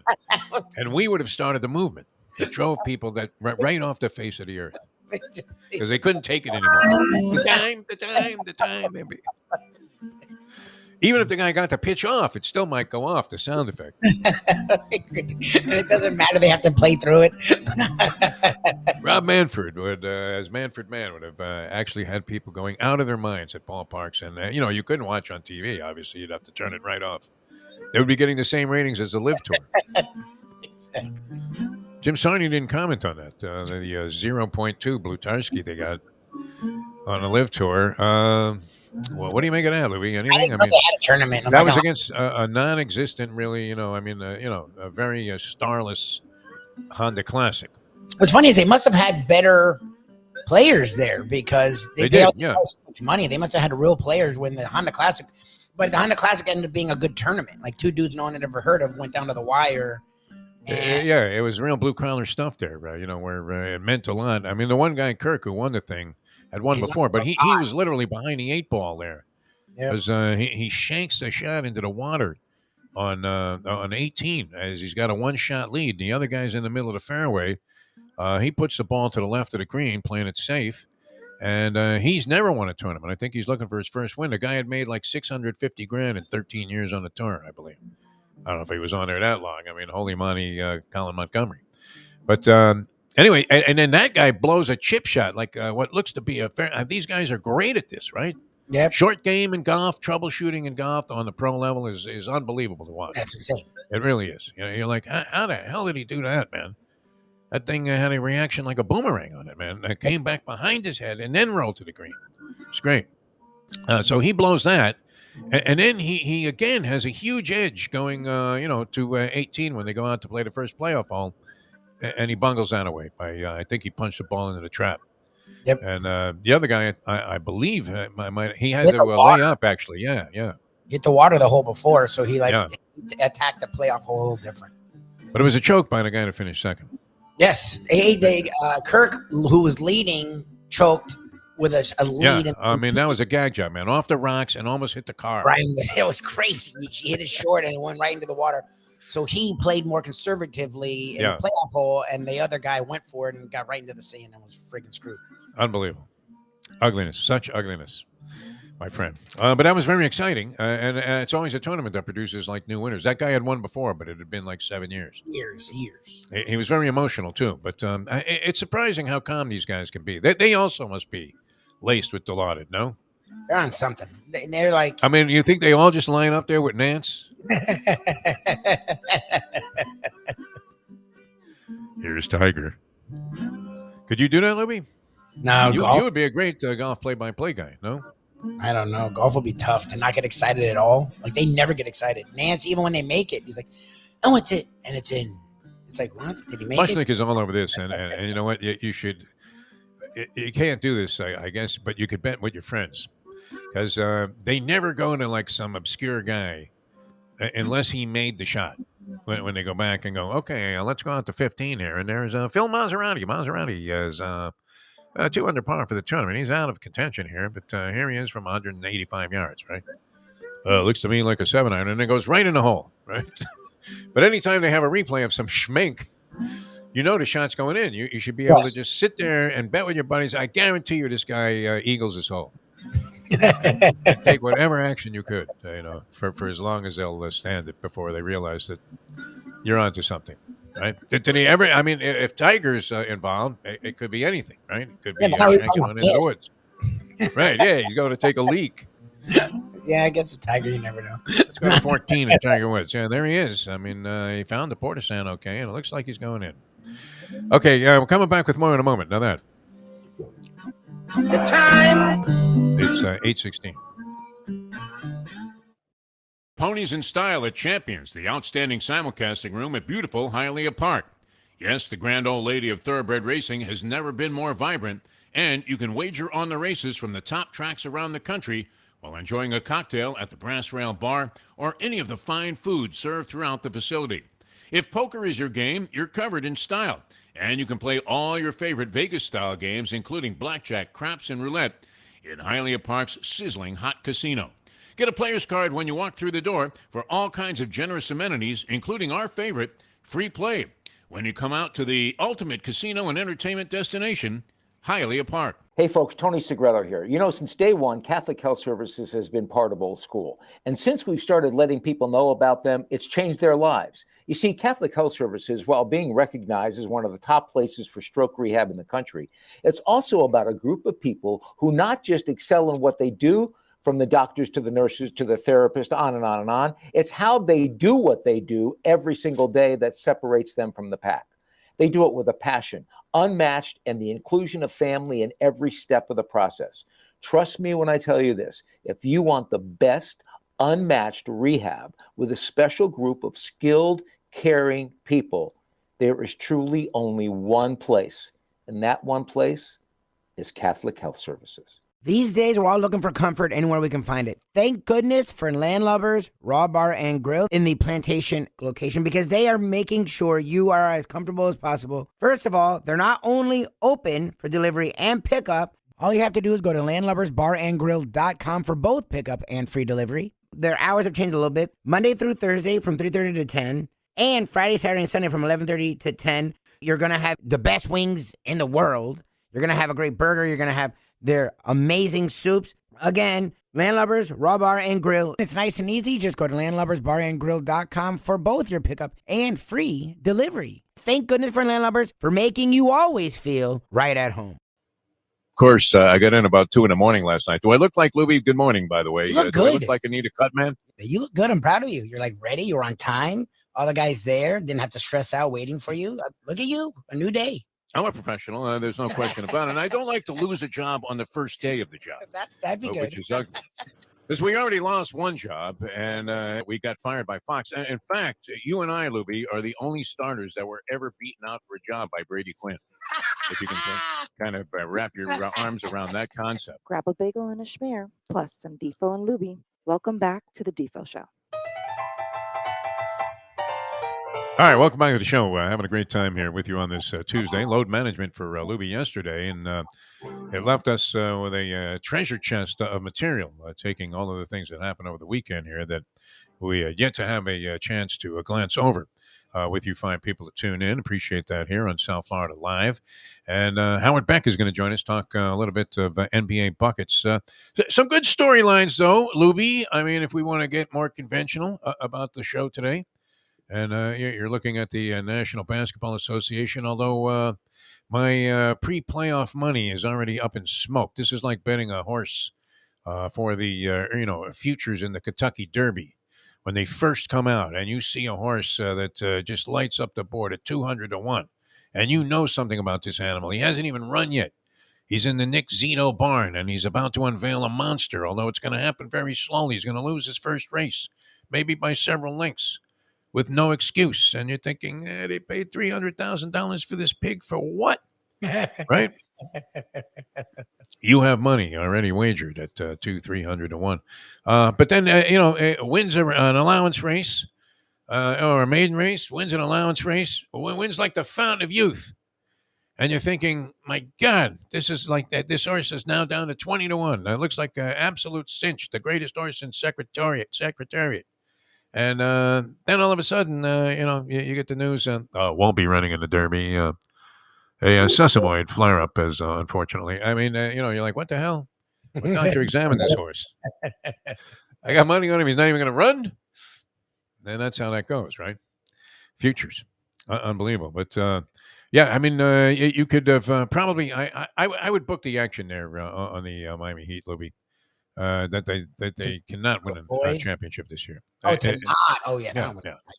I'm focused on the play-in. I mean, to me, it's just don't. They could probably dodge that, like you said, with Brooklyn. Was Brooklyn like something like? It seemed like they had won some games after the deal was done with Durant. But are they sliding now? Yeah, they're coming back to earth. Okay. The Heat are 2 games back of Brooklyn. Problem for the Heat is they have a ridiculous stretch. They play the Sixers again Wednesday, and now this time at home at least. But you would think the Sixers are going to have revenge on their mind. They play. I have to look at their schedule, but their schedule is not easy. They have one of the top like 8 toughest schedules down Who's the stretch. That? Miami? Yeah, it's annoying. That's the only problem. I thought I heard Eric Reed. He'll join us tomorrow. And we'll have to get into this. But did they not have like 8 of their next 9 games at home or some? They play at home because they've been on the road a lot. Yeah. But they play a bunch of they play the Sixers. Then they play the Knicks, which would be good, but it's not like the Knicks are playing as good as anyone right now, to be brutally honest, which is freaking annoying. Then they play the Hawks, who again the Hawks are playing for the playoffs. Hawks are rebounding now under the new deal with Quinn Snyder. Play the Hawks again, and then they play the Cavs. Like every team they play is a hungry baby. Hungry is Wolf right there. That's the problem. All right, so my futures money that went up in smoke, Lubie, because I was all in on the Lakers. Were you? Were you really? Oh, good. I figured the Lakers, somehow the league would work it out so that the Lakers made it into the championship round in honor of LeBron passing Kareem and all the great accomplishments of his career. And the fact they had made a couple of minor changes.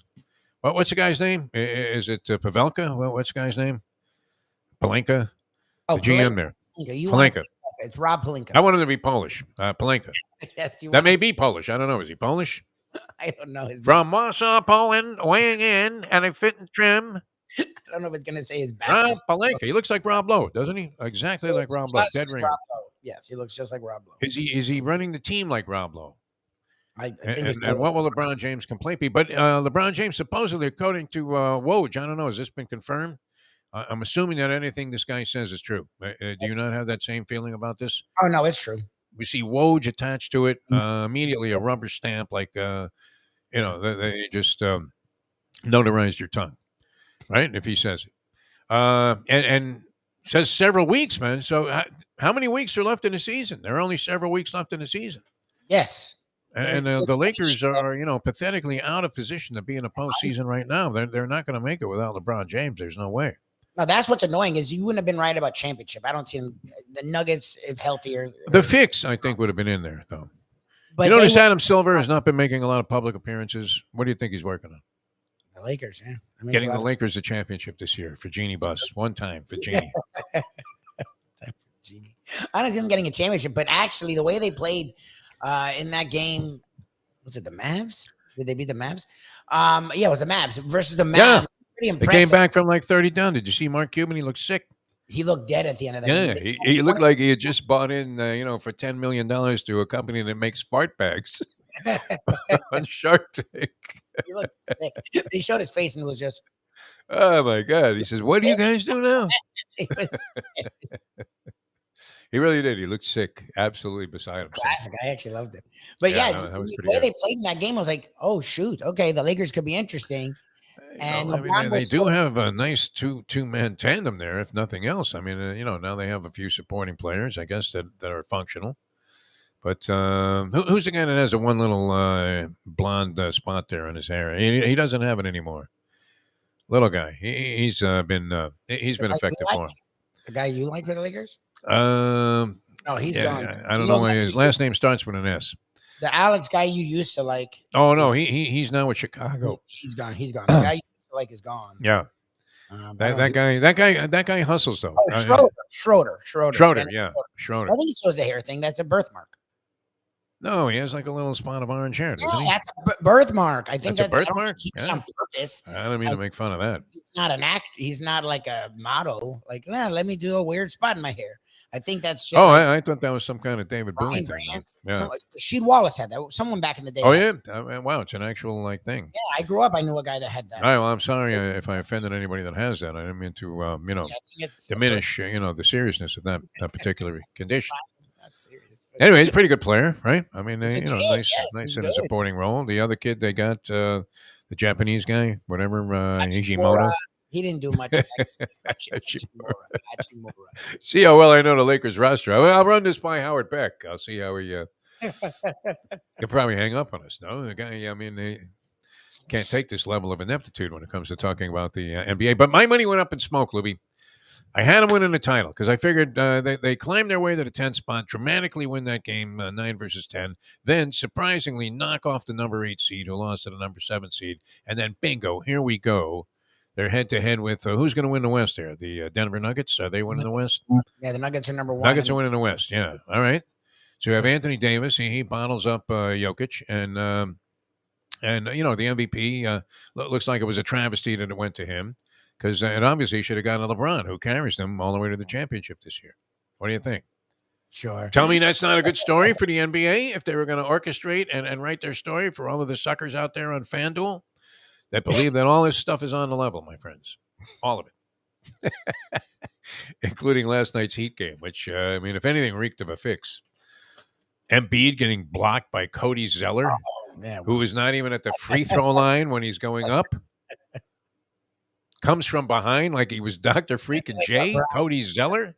He's been in a wheelchair for the last 2 years. Unbelievable. We'll run that by Howard Beck as well. Anyway, he's going to join us in about 15 minutes. And did we ever establish his affiliation? He was with Sports Illustrated for a long time. And he was also with, what was that thing that Scoop was the New with? York Times. He's been with Bleacher Report. Bleacher Report. Yeah, he was big with Bleacher Report. The NBA TV. He's done a lot. I mean, he's really well respected. He might be NBA TV at this stage of his career. No, is that worthy of being exclusive? He always writes, so he'll be with like some kind of a media affiliate. Oh, he really knows his stuff too. I mean, Right. Yeah, he's good. Absolutely. If you wanted somebody that could go a little deeper than talking about the Japanese guy in the Lakers. And some guy that has a birth defect that we're saying dyed his hair blonde. That doesn't necessarily make me, look like I'm Hubie Brown talking about the league. Maybe it does. I don't know. How's Hubie sounding, man? He's like 86 years old. He's still doing his thing. Got to applaud that. No, he doesn't need the money. He just does it for the love of the game, and he's great. Yep. That's the 16th time in their last 20 possessions that they had less than one pass on the offensive end of the floor. I can't get that, cadence down of Hubie Brown, but he's brilliant with that. Dick Stockton did a brilliant impression of Hubie Brown. Remember when he did his Hubie Brown for us on the air? That was fantastic, man. I mean, spot on, as Gordon Ramsay would say. All right, we have more to come. Howard Beck's going to join us in about 15 minutes here. Let me tell you about Jimmy Johnson's Big Chill. Wow, Lubie, while the rest of the country is under maniacal, does anybody out there believe in climate change now? Yeah. If you weren't convinced before that something weird is going on, including down here, man, where we're under a heat wave, a massive heat wave. This is the last day of February. We're supposed to have temperatures in the mid-70s, my friends. No humidity and just a spotty cloud or two in the air. Yeah, it's done. But no, it's a blast furnace out there. It's going to be 90 degrees. Yep. Are you going for your walk now? You sure? Wear a hat and some sunscreen. Thank you, Mustang. I was going to say that's the Stang. I was like, is he doing his mom? I think he's doing the Stang. That would have been my mother back in the day. I think if you're with a Jewish guy, you morph into being a Jewish mother. Yeah, Shirley's not during the course of several years of marriage, no? Shirley probably will become that, I'm sure. Oh, yeah. She'll be nagging you all day long, Do you want me to cut that up for you? No. I'm just going to eat it whole. What do you think? That's a Jewish mother, man, a nag. Maybe that's why Mayo does that, right? 100%. I think it's a rebellion thing. We figured it out. For sure. Yeah, I wouldn't doubt that. Shoves the sandwich, because his mother used to say, do you want me to cut that up for you? I know. He's like, screw you, Mom. You get angry, like, when you feel like you're being treated like a child, even if you are still a child at like 32 or whatever, I mean, you're still living at home. Mom's still busting your balls. When are you going to get a job? I don't know, man. I just don't know what I want to do with myself. All right, Jimmy Johnson's Big Chill. If you want to get away from all of that, you can chill out there. Mile marker 104, the Overseas Highway in Key Largo.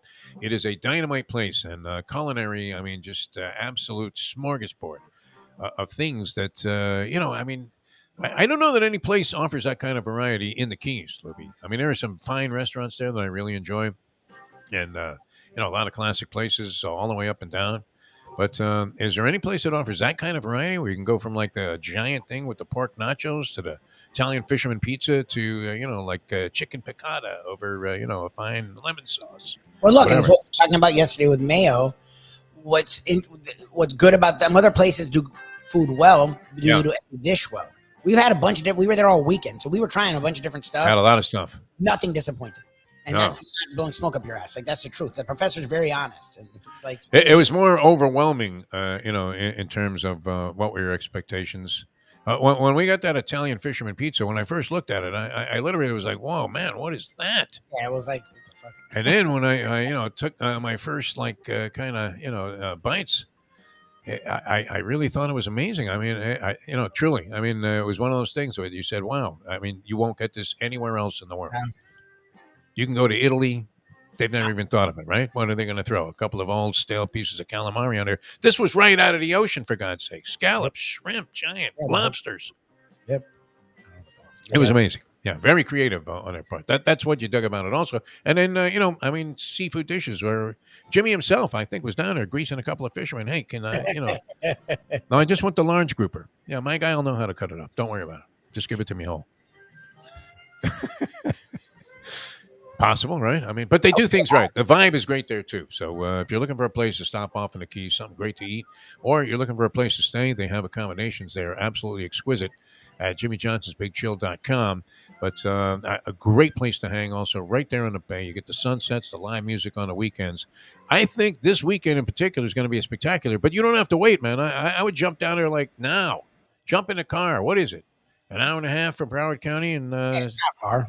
yeah, for our local people here. At the And second- if you're freezing your ass off in LA, for God's sake, you need to get the hell out of there. jump on a plane, man, and head down to Jimmy Johnson's Big Chill, mile marker 104, the Overseas Highway in Key Largo. All right, coming back with Howard Beck, and we'll take a deep dive, Lubie, and I know you love this, in the NBA. Did we run that by him? Does Durant need to win a title by himself? No, you can ask him the stupid question. Somehow he's going to get like the Washington Generals to surround him, but he's still going to win a title there. That's the thing. Does he need to do that to prove that he is a great NBA basketball player? The question is this prove it then? Being surrounded by Booker, Paul, and Ayton, is he now by himself? Like, that's what I get. They have other good guys too on that Suns team. Yeah, they have a nice team. They're a top four seed. They're a top seed without Kevin Durant. Yeah, I mean, it's not like he went to the Rockets. No. Like, okay, guys, I know we got a tough hill to climb here. Let's go. Like it was Norman Schwarzkopf with Converse All Stars on. All right, coming back in a moment. Now that The time. Day 33. Folks, Tony Segreto here. Let me ask you a question. What do you look for when you go out to eat? Good food, obviously, friendly atmosphere, not too loud, but good energy, reasonable prices, and a place where you feel comfortable. All those ingredients, no pun meant there, are hard to find unless you're talking about the Texas Roadhouse. You see, they encompass all of those attributes. Really, really good food, amazing atmosphere, good for a family, good for a date, or just a night out for yourself, and prices that will make you extremely happy. Their ribs unmatched. Steaks hand cut every day.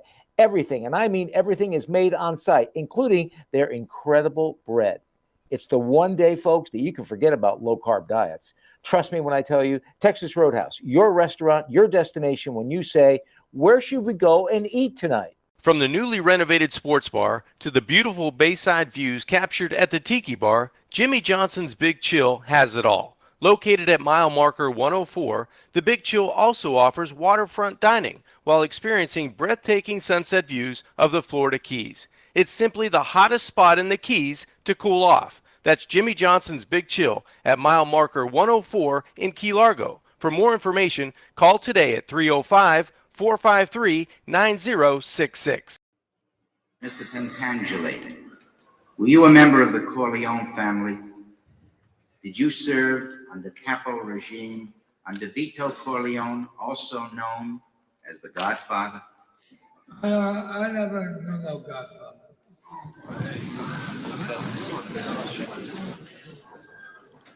Angela, you are contradicting a sworn statement you previously made to me and signed. I ask you again, sir, here and now under oath, were you at any time a member of a crime organization headed by Michael Corleone? I don't know nothing about that. Oh, I was in the olive oil business with his father, but that was a long time ago, that's all. We have a sworn affidavit. We have it. Your sworn affidavit that you murdered on the orders of Michael Corleone. Do you deny this confession? Look, the FBI guys, they promised me a deal. So I made up a lot of stuff about Michael Corleone, because that's what they wanted. But it was all lies. Everything. And I kept saying, Michael Corleone did this, and Michael Corleone did that.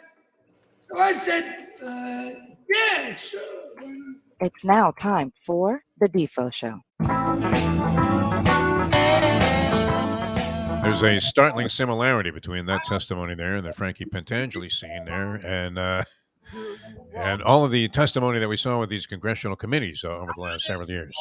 To impeach or not to impeach? That is the question. All right, welcome back to the show. Good to have you with us. Howard Beck going to join us, as we said, NBA basketball analyst at an extraordinary level, and should be able to answer a lot of our questions. I mean, what are you seeing, Lubie? I mean, what would be the number one storyline? As you look at the finals here, I mean, people still want to put like Golden State in there. I had the Lakers winning it all, and I still believe that they would have rigged it so that they would end up winning the championship this year.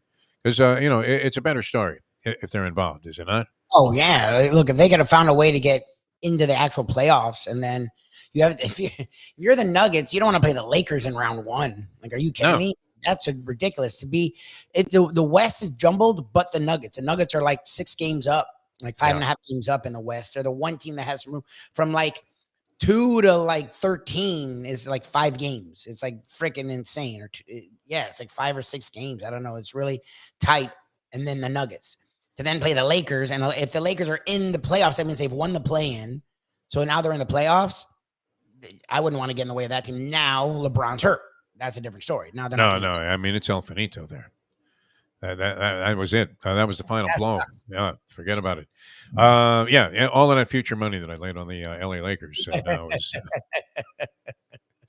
very much. It's in one of those little boxes under the desk there, those metal boxes with the tellers in the sports book there at Caesar's Palace. But the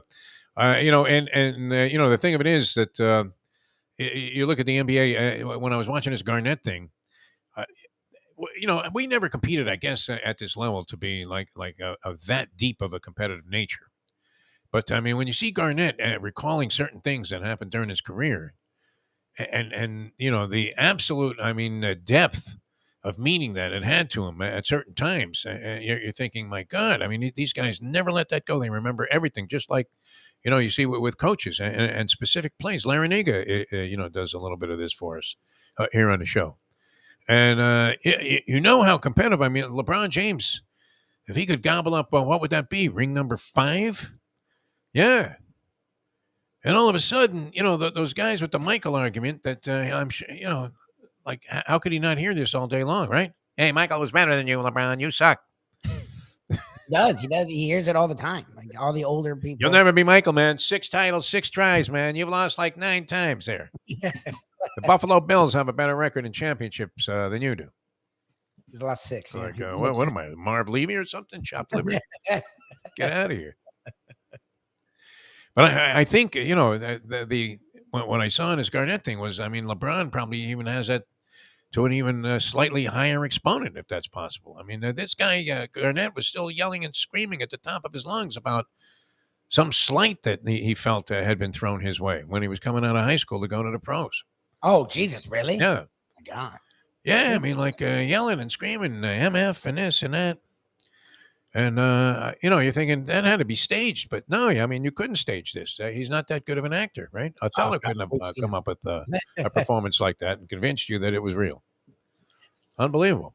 So, they would have been, I felt they would have been dangerous. Plus, with the league fix, certain Yeah. officials assigned to games that all of a sudden, it comes under suspicion as to why that crew is working. Adam Silver is now attending Laker games. Oh, he was with the LA Times too. Howard Beck was out west as well. He covered the Lakers for years as well. Oh, he did? Okay. Yeah. Can we live without the Lakers? I guess that'll be the first question. Yeah, It's a little biased on my part there, just because I was pushing so hard all season long. And as impossible as it seemed, it loomed as something that maybe you make that once in a lifetime score on, right? That you unload like 5K on the Lakers to win it all at 50-1. No. if you want to get that now, And you don't even hedge in the finals if they get there. It's either going to be like 3 million or nothing. I don't know. Do the math on that. What is that? 300,000? Yeah, that's what it would be. 50-1, 5K, up in smoke. All right, and we're going to talk to Howard in just a few moments here on the program. A couple of other things too, and your man Fertitta is going to buy the Washington Commanders. Oh, he is? Supposedly, yeah. Rockets owner. Is he still the Rockets owner? I would assume so. Yes. No, well, Bezos, I know they threw. Bezos, he won't even take his phone calls, man. Dan Snyder hates Bezos. I mean, because Bezos owned the Washington Post. He does. So, he I mean, honestly, Bezos could offer him his girlfriend, Laura Sanchez, there, and like $800 billion. And Snyder would still tell him to go fuck himself. That's the beauty of that deal. Yeah. Snyder's weird about that. Snyder's not like Sterling, who was never going to sell them. Something like, okay, here. Like, like Snyder's very stubborn. That's why Feinstein he's like got a little James Dolan in him. Yeah, he's always like Trump. He's like Teflon Don guy. He's like, I'm gonna say no until you force me. That's literally Snyder's thing. Yeah, I'm surprised he's still even inclined to sell. I guess the heat is getting a little too strong. No, all of these allegations and assertions that they've been operating under a very, very suspect treatment of women in the organization. Suspect, I mean, is almost giving them like a free pass. No. I mean, it sounds bad, whatever it was, and it's always them, and it's always Snyder that was in on it. Oh yeah, well that's the thing, and we talked to Megan Imbert, and what she said was mild compared to what has been reported. That was a good interview. I enjoyed that. I remember that. Yeah. She said it very distinctly, where it's like, no, I don't think she's lying. And that was nothing. Very credible, a woman. I found. Well, she had nothing to gain by lying. Like if she was making that shit up, Lubie, come on. I mean, that would really be stretching the imagination. She had nothing to gain by lying, like he did, not her. We still have that thing. We ought to drop in a clip here and there once in a while. As this sale looks like it might be consummated to your man, Fertitta, who was insulted by our opening question, even though we were just joking around. And unfortunately, sometimes when you're in a semi-comedic mode, like we are here on the show, Lubie, kind of trying to take a different view of whatever the hell is going on out there. Always under the assumption that none of it is on the level. Honestly. Right? That's the problem, man. You think that was just a bit of fate there that Patrick Ewing went to the Knicks that year with the lottery balls that were stacked against him. It was unbelievable, right? And everybody saw it, too. I mean, it was like one of those rigged radio contests where you would reach in and then your brother-in-law won the jet ski. How do you think I got my first one? That was it. Polaris. I couldn't think of the name of it. It was a very unreliable machine. Do we have Howard Beck? What's the scoop, Libby? No answer there? So I just texted him. I'll let you know if I can get him. Oh, okay. All right. Because we had a lot of build up to that. And I was actually trying to transform my mind into a serious NBA discussion. Well, where would you begin, Louis? I mean, are you obligated here because we're in South Florida to begin with your Miami Heat, who are sort of irrelevant, I think, to the whole equation. I would make the Heat a point because they're an interesting team that I never look. What Butler did yesterday is why when people talk about Tatum and Mitchell and Lillard and that second group of great players, it's hard for me to not put Butler ahead of them because when you look at the regular seasons, they're all better than him. Yeah. But we've now seen 2 out of 3 playoffs where Butler got no help, yet found a way to be in the finals or almost in the finals. He was brilliant last night. I mean, very versatile in what he But did. he wants to just say, fuck it. I'm going to be, because these other guys do it every game. Butler doesn't. Butler doesn't want to be takeover guy. But when he says, I'm going to take over, literally there's like 4 guys that are better than him. Like every other, like he shot out of nowhere and made a couple of steals in the game that were critical, of a very critical nature. And, he had the game-winning bucket ultimately. I guess his basket put him ahead. He had circus shots that he was making. He was making jumpers. Very efficient shooting night from the floor. And, he obviously was, clear-cut the catalyst that was responsible for that win in what should have been a difficult spot. But the Heat had tremendous success hitting 3-pointers, which was very, very uncommon this year. What are you doing? Like, I mean, you're looking at Max Strus, right? If he showed up at the park there, would you take Max Strus on your team, or figure, wow, who is this 6'5" stiff? Do I really want him, out there, playing for us if we're going to try to keep the court all night? What do you think? Look, the Strus we saw the last 2 years, I don't. I kind of like him. I mean, because he just does his job, right? Yes, and he's Or more attempts to. versatile than Robinson. So I was really excited for Max Strus this year, and he hasn't grown at all. That's the Heat's MO this year. But the thing is, with a guy like this Gabe Vincent has a real professional approach. I mean, they do. They reek of Heat culture. If Heat culture should become a cologne for men, don't you think? Maybe we'll ask that. We'll run that by Howard Beck if we get him on the show here. He's not answering yet. So okay. You did it. It's as good a build-up as you've ever done for a guest, and I don't know if we're going to get him. I wasn't sure how it was going to go either, but I know. I mean, if you're looking for like a real intelligent approach to NBA analysis, this guy is all of that. And there's value to it also. As I mean, you can goof around all you want. I think we have a decent basketball opinion, Lubie. Having been a basketball fan, I mean, I don't know that it was my favorite game. I enjoyed baseball immensely, but basketball eventually became my favorite game. I think that's a fair statement to play and to watch. But when the Heat first came into existence here, it was it was just a euphoria for my basketball buddies and I. So that was a huge asset to the community, also the sporting community down here, which. I guess, there wasn't really much speculation that it wouldn't work. Most people thought that this would be successful. With the NHL, there was a lot of speculation as to whether or not, the community would be able to support this. I think, they have to enough of a level, Lubie, so it can succeed overall? Or would you say that, the Panther franchise could be deemed a success outside of, as Stephen Ross would say, the results on the ice? Yeah, exactly. Are they making money? What do you think, man? They're just putting money away? I don't know how the favorable arena deal. I don't know how I guess the arena deal, that's not their money, and people do go.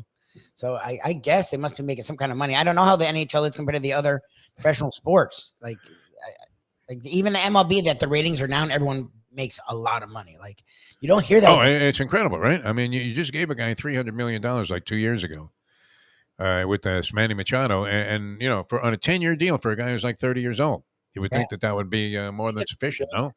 I can't believe they. But he has an opt-out after like a half an hour, and what has he been there? He's been there a few years, I guess.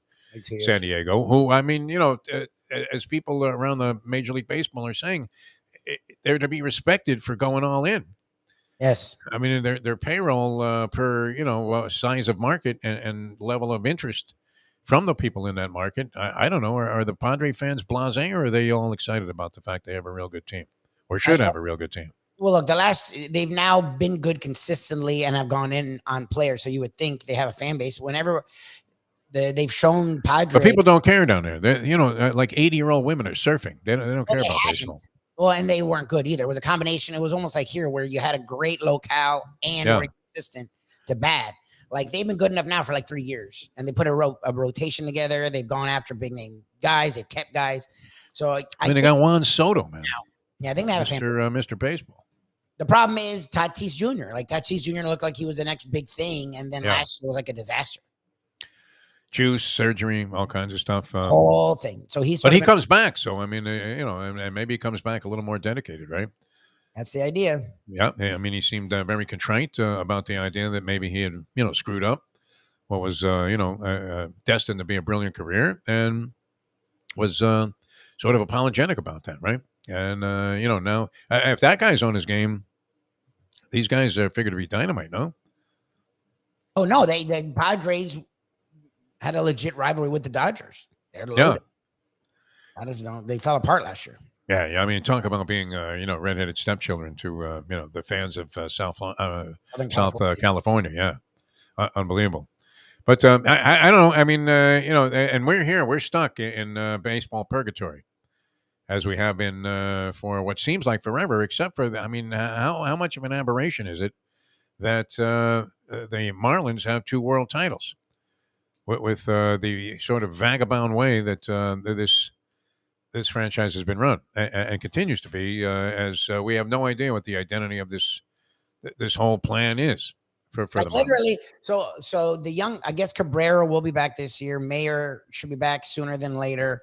Alcantara won the Cy Young. Rogers has vowed to be the guy from 2 years ago, not last year. So rotation wise, they should be good. They've signed a bunch of different position players the last 2 years that have had success. But who knows what they are. The funny thing is, the one guy what we care about, and I asked Mish, because he Sixto out there, and I was like, "What about Sixto?" Because he was talking about the rotation. Yeah, he's like, and he did a question mark, and I was like, "But like nobody knows." He became a mystery man, huh?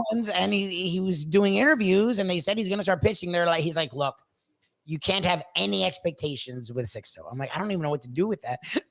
Like, what is that? I'm not sure I did. I don't know. I mean, he came out and, he looked like he could be really something. And then at other times, he looked kind of ordinary, right? And everybody said it was because he was fat. Yes, he had gotten fat. He'd gotten lazy. He was out of shape, and he wasn't even trying to get in shape. But supposedly he is now. Like, I saw him throwing the other day. They said he's going to throw in the spring. So I don't know why. Well, what's more uncertain, the future and what it bears for Sixto Sanchez or Fernando Valenzuela's age, which he was supposed to be like 16, but he was actually in his mid-30s, I think, when he came to the Dodgers. Right? I mean, had this big beer belly. I mean, that was not, usually indicative of being a kid, no? Fernando Valenzuela. He was great, too. Fernando Mania was great. I thought we were going to get some Sixto Mania. We had Dontrell Mania here. That was tremendous. I mean, can something like that happen? I mean, are we going to get some kind of Marlin fever this year? Like Lubie Lewis. I'm pessimistic about that. Who was it that came on that was actually like a giant? Oh, Dave Hyde. Couldn't have painted a more bleak picture of what it was going to be like to be a Marlin fan this year than when he was on his way to spring training, which, this is where hope springs eternal, Mike Lubie Lubitz. Once again, most exciting time of the year. Well, I was going to say you're into it more than anyone, because literally we're going to have tomorrow we're going to have Tommy Hutton on, and Thursday we're going to have Glenn Geffner on. Oh, wow. Tommy's coming on the show. Beautiful, man. So you wanted to talk Marlins as much as anyone, so maybe there's something there. I'm trying to, reinvigorate my visions of grandeur that we had a couple of years ago. When we thought, Urias was going to win the Cy Young Award, right? Yes, that was 3-4 years ago. It might have been more recent, because you had a weird thing with Urania. Urania, that's what I meant. Urias. Jose Urania. You had a weird thing with him, and he was horrendous. I'll never forget. We spent that whole spring. You talked to Mike Hill, touting Jose Urania, yeah, talked to everyone, and then the first, and he must have known about it. Because when he saw us, he kind of acknowledged, like, "Hey, you the guys that are pumping me, man." That was great. Bomb. He didn't speak a word of English, Jose Urania, but he knew. Spanish radio stations were probably picking up on that. Our endorsement of Jose Urania. That didn't work out. I've had a lot of false hope with the Marlins, haven't you? A lot of false hope. You were a big fan of J.J. Bleday. Remember they told us he was blasting balls into orbit that day. Yes. Right? That that thing that Biden just shot down. Well, he wasn't around at the time. Balloons. Balloon. That was actually off the bat of J.J. Bleday as he was hitting against Alcantara in batting practice while Sandy was working on a new pitch. And he's hitting like these tape measure jumps, 500, 600 feet into the other field there, and they had to worry about the minor league, players were getting beamed by play the day home runs. No longer with the team. God, out of here. I don't know. It's hard to be optimistic. It really is, Mike Lubie. What do you think? I agree. I feel like they could be fun. A lot of people think they could be sneaky and a sleeper. I mean, look, they spent some money recently, and they have a young rotation. The guy Yuri Perez, who I just started hearing about, supposedly a freaking monster. Well, they still have Cabrera and Mayer and they all these guys that were supposed to be monsters. So I'm hoping the rotation's ridiculous and they get just enough run support that they can at least compete in the NL East, because the NL East is not even fair. It'd be nice if they could ignite, some kind of spark here around town of interest in this team. Because, and I don't know that that's necessarily, something that can happen unless what?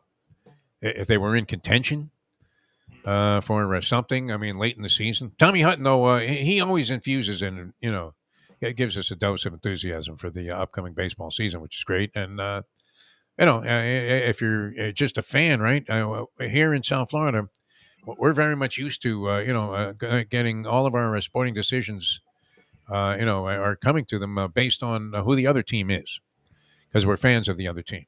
Yep. Honestly, right? Like, hey, how many times we get to see the Mets come to town? The Mets, who, talk about a team that's all in, Mike Lubie. It's, with 240. Can you imagine that this would be a favorable position to be in, to have like 2 40-year-old starters at the top of your rotation? You would think disaster, correct? Like, bring back, Gaylord Perry, for God's sake. And, have like a 45-year-old guy on the mound. But they think this is 2 dynamite sticks, right? Scherzer? Well, that's the thing, is it's a guy that just won and Verlander. Just won the Cy Young, and a guy I think that won the Cy Young 2 years ago. Yeah. So, like, for older dudes, they probably have like another year or 2 in the tank, is what you're hoping if you're the Mets. Yeah. I think they even wanted to sign Aaron Rodgers before the Jets got a hold of him. That's another one that kind of, if you were all over lathering up over Derek Carr, right? Would you really be making a move on Aaron Rodgers? I think the Jets are the Jets. That's a problem. They're going to botch it and get neither. Like, if they're smart, they just go for if they're smart, they just go for Carr, because I think Carr is exactly what they need, and Carr would be a massive upgrade over what they have. They're the Jets. One guy's gun ho, like can't wait to get out there in the field. He wants to sign right away so he can start practicing immediately into the training facility. And the other guy is coming out of a darkness retreat at 39 years old, that maybe has 1 or 2 years left at this level, if that. Some people would say he had tailed off, perceivably in the last year. And I think statistically he had a pretty good season. And when the Packers had that late run, Rodgers looked, certainly looked well equipped to, start to replicate his old self again if they got into. But then they lost that game to Dallas. I mean, that was a tragedy. I don't remember, if much of that was Rodgers' fault. But as the song goes, he was slipping into darkness. No, Detroit, they lost the game to the Lions, who had that was the Lions. Yeah, that's right. That last game of the season. Play for the Lions. The Lions were out of the playoffs at that point. Yeah. They were out, and they still beat them. And the Packers had control their own destiny. A very exciting game overall. It was. But, would you really take this guy? Would that be if you weren't going to get Derek Carr, wouldn't you just look elsewhere? It seemed like a reasonable consideration, but then you started looking at the kind of flukish nature of Aaron Rodgers and think he might be more of an alienating aspect than he would be a cohesive one for a young team that has obviously some top-notch, very young talent on there. The 2 rookies of the year, offense and defense, both playing for the Jets. And both, really premium players already. Fantastic at what they do. So anyway, that's it, right? NFL always comes back to the NFL. We always find a way to talk NFL. The Rodgers thing, I would leave it alone. You have a young team that seems to be listening to their coach. Why would you want an older dude that's just going to get in the way? Yeah. All right. I'll see you at 12 o'clock. I won't be venturing down there, but I'll plug myself in if that's cool. Okay. Top of the show. Because, you want to be talking to the owner there and Nicky Mohan and everything. It's just a lot, like Nicky and Mayo, and then you have the owner. We can do 4 people at once, but it just feels like it's excessive. So it really is. Yeah. So, all right, we'll see how that goes. Hello to Miss Mayo, and then you pop out when we go to break. Willie T's Seafood Shack. Shack. Yes. And that's inside one of those centers there in the off of 17th Street, right? Oh, I don't. Okay, that's then you know more Is than that me. where it is? I don't know. I'm not I sure don't, where the hell this. I don't want to mislead people. Maybe it's in Davie. I'm I'm not sure. sure. I'm just gonna GPS it. I'm not sure where this is actually. I really don't know. I want to guess that's where it is, but I thought I'd heard Mike mention that before. All right. Anyway, that's coming up at 12 o'clock on South Florida Live. It was great being with you. Tomorrow we have Old School with Tony Segreto. Yes. And also featured on the program will be the great Tommy Hutton. Yes. One of our good friends. And then Eric Reed will join us as well. Wow. Doubleheader. Nice. Of two of our good friends of the program. Yeah. And then Glenn Geffner on Thursday and Mike Vaccaro from the New York Post. Yes. So a lot of interesting things popping. Always in the Big Apple. Always good to talk to Mike about all of the different events that are happening with the now resurgent Knicks. Some people had the Rangers pegged to win the Stanley Cup, Lubie. Rangers? Not sure. Well, Vaccaro has a good national opinion. He's a columnist, so he has a good national opinion too. He talks about He would talk Rogers. He talks, what's going around the national sports scene. You think expectations are high for the aforementioned Mets and Yankees, those Yankees, as Angel Medina used to say, the trainer out there at Calder Race Course? Always had a Yankee hat on, right? Jets are in the centerpiece of all of these quarterback chases. The Giants and pursuits, and the Giants all of a sudden they're the Cinderella team there with Daniel Jones chucking the rock like he was the second coming of Joe Willie. Unbelievable. All right, we will see you guys later on today at 12 o'clock. Mike Mayo's Lunchbox. Then again tomorrow, Tony Segreto, and as we said, Tommy Hutton and Eric Reed going to join us on the program. So that's going to be a lot of fun. See you then as we leave you on that. The time. Howard Beck still on hold? No. It's good build-up, man. You know what? Next time he's on, we'll just use the recording of today's show and introduce him. Yeah, it's 9:02. Let's go to eat a damn snack. Look what they done to my show.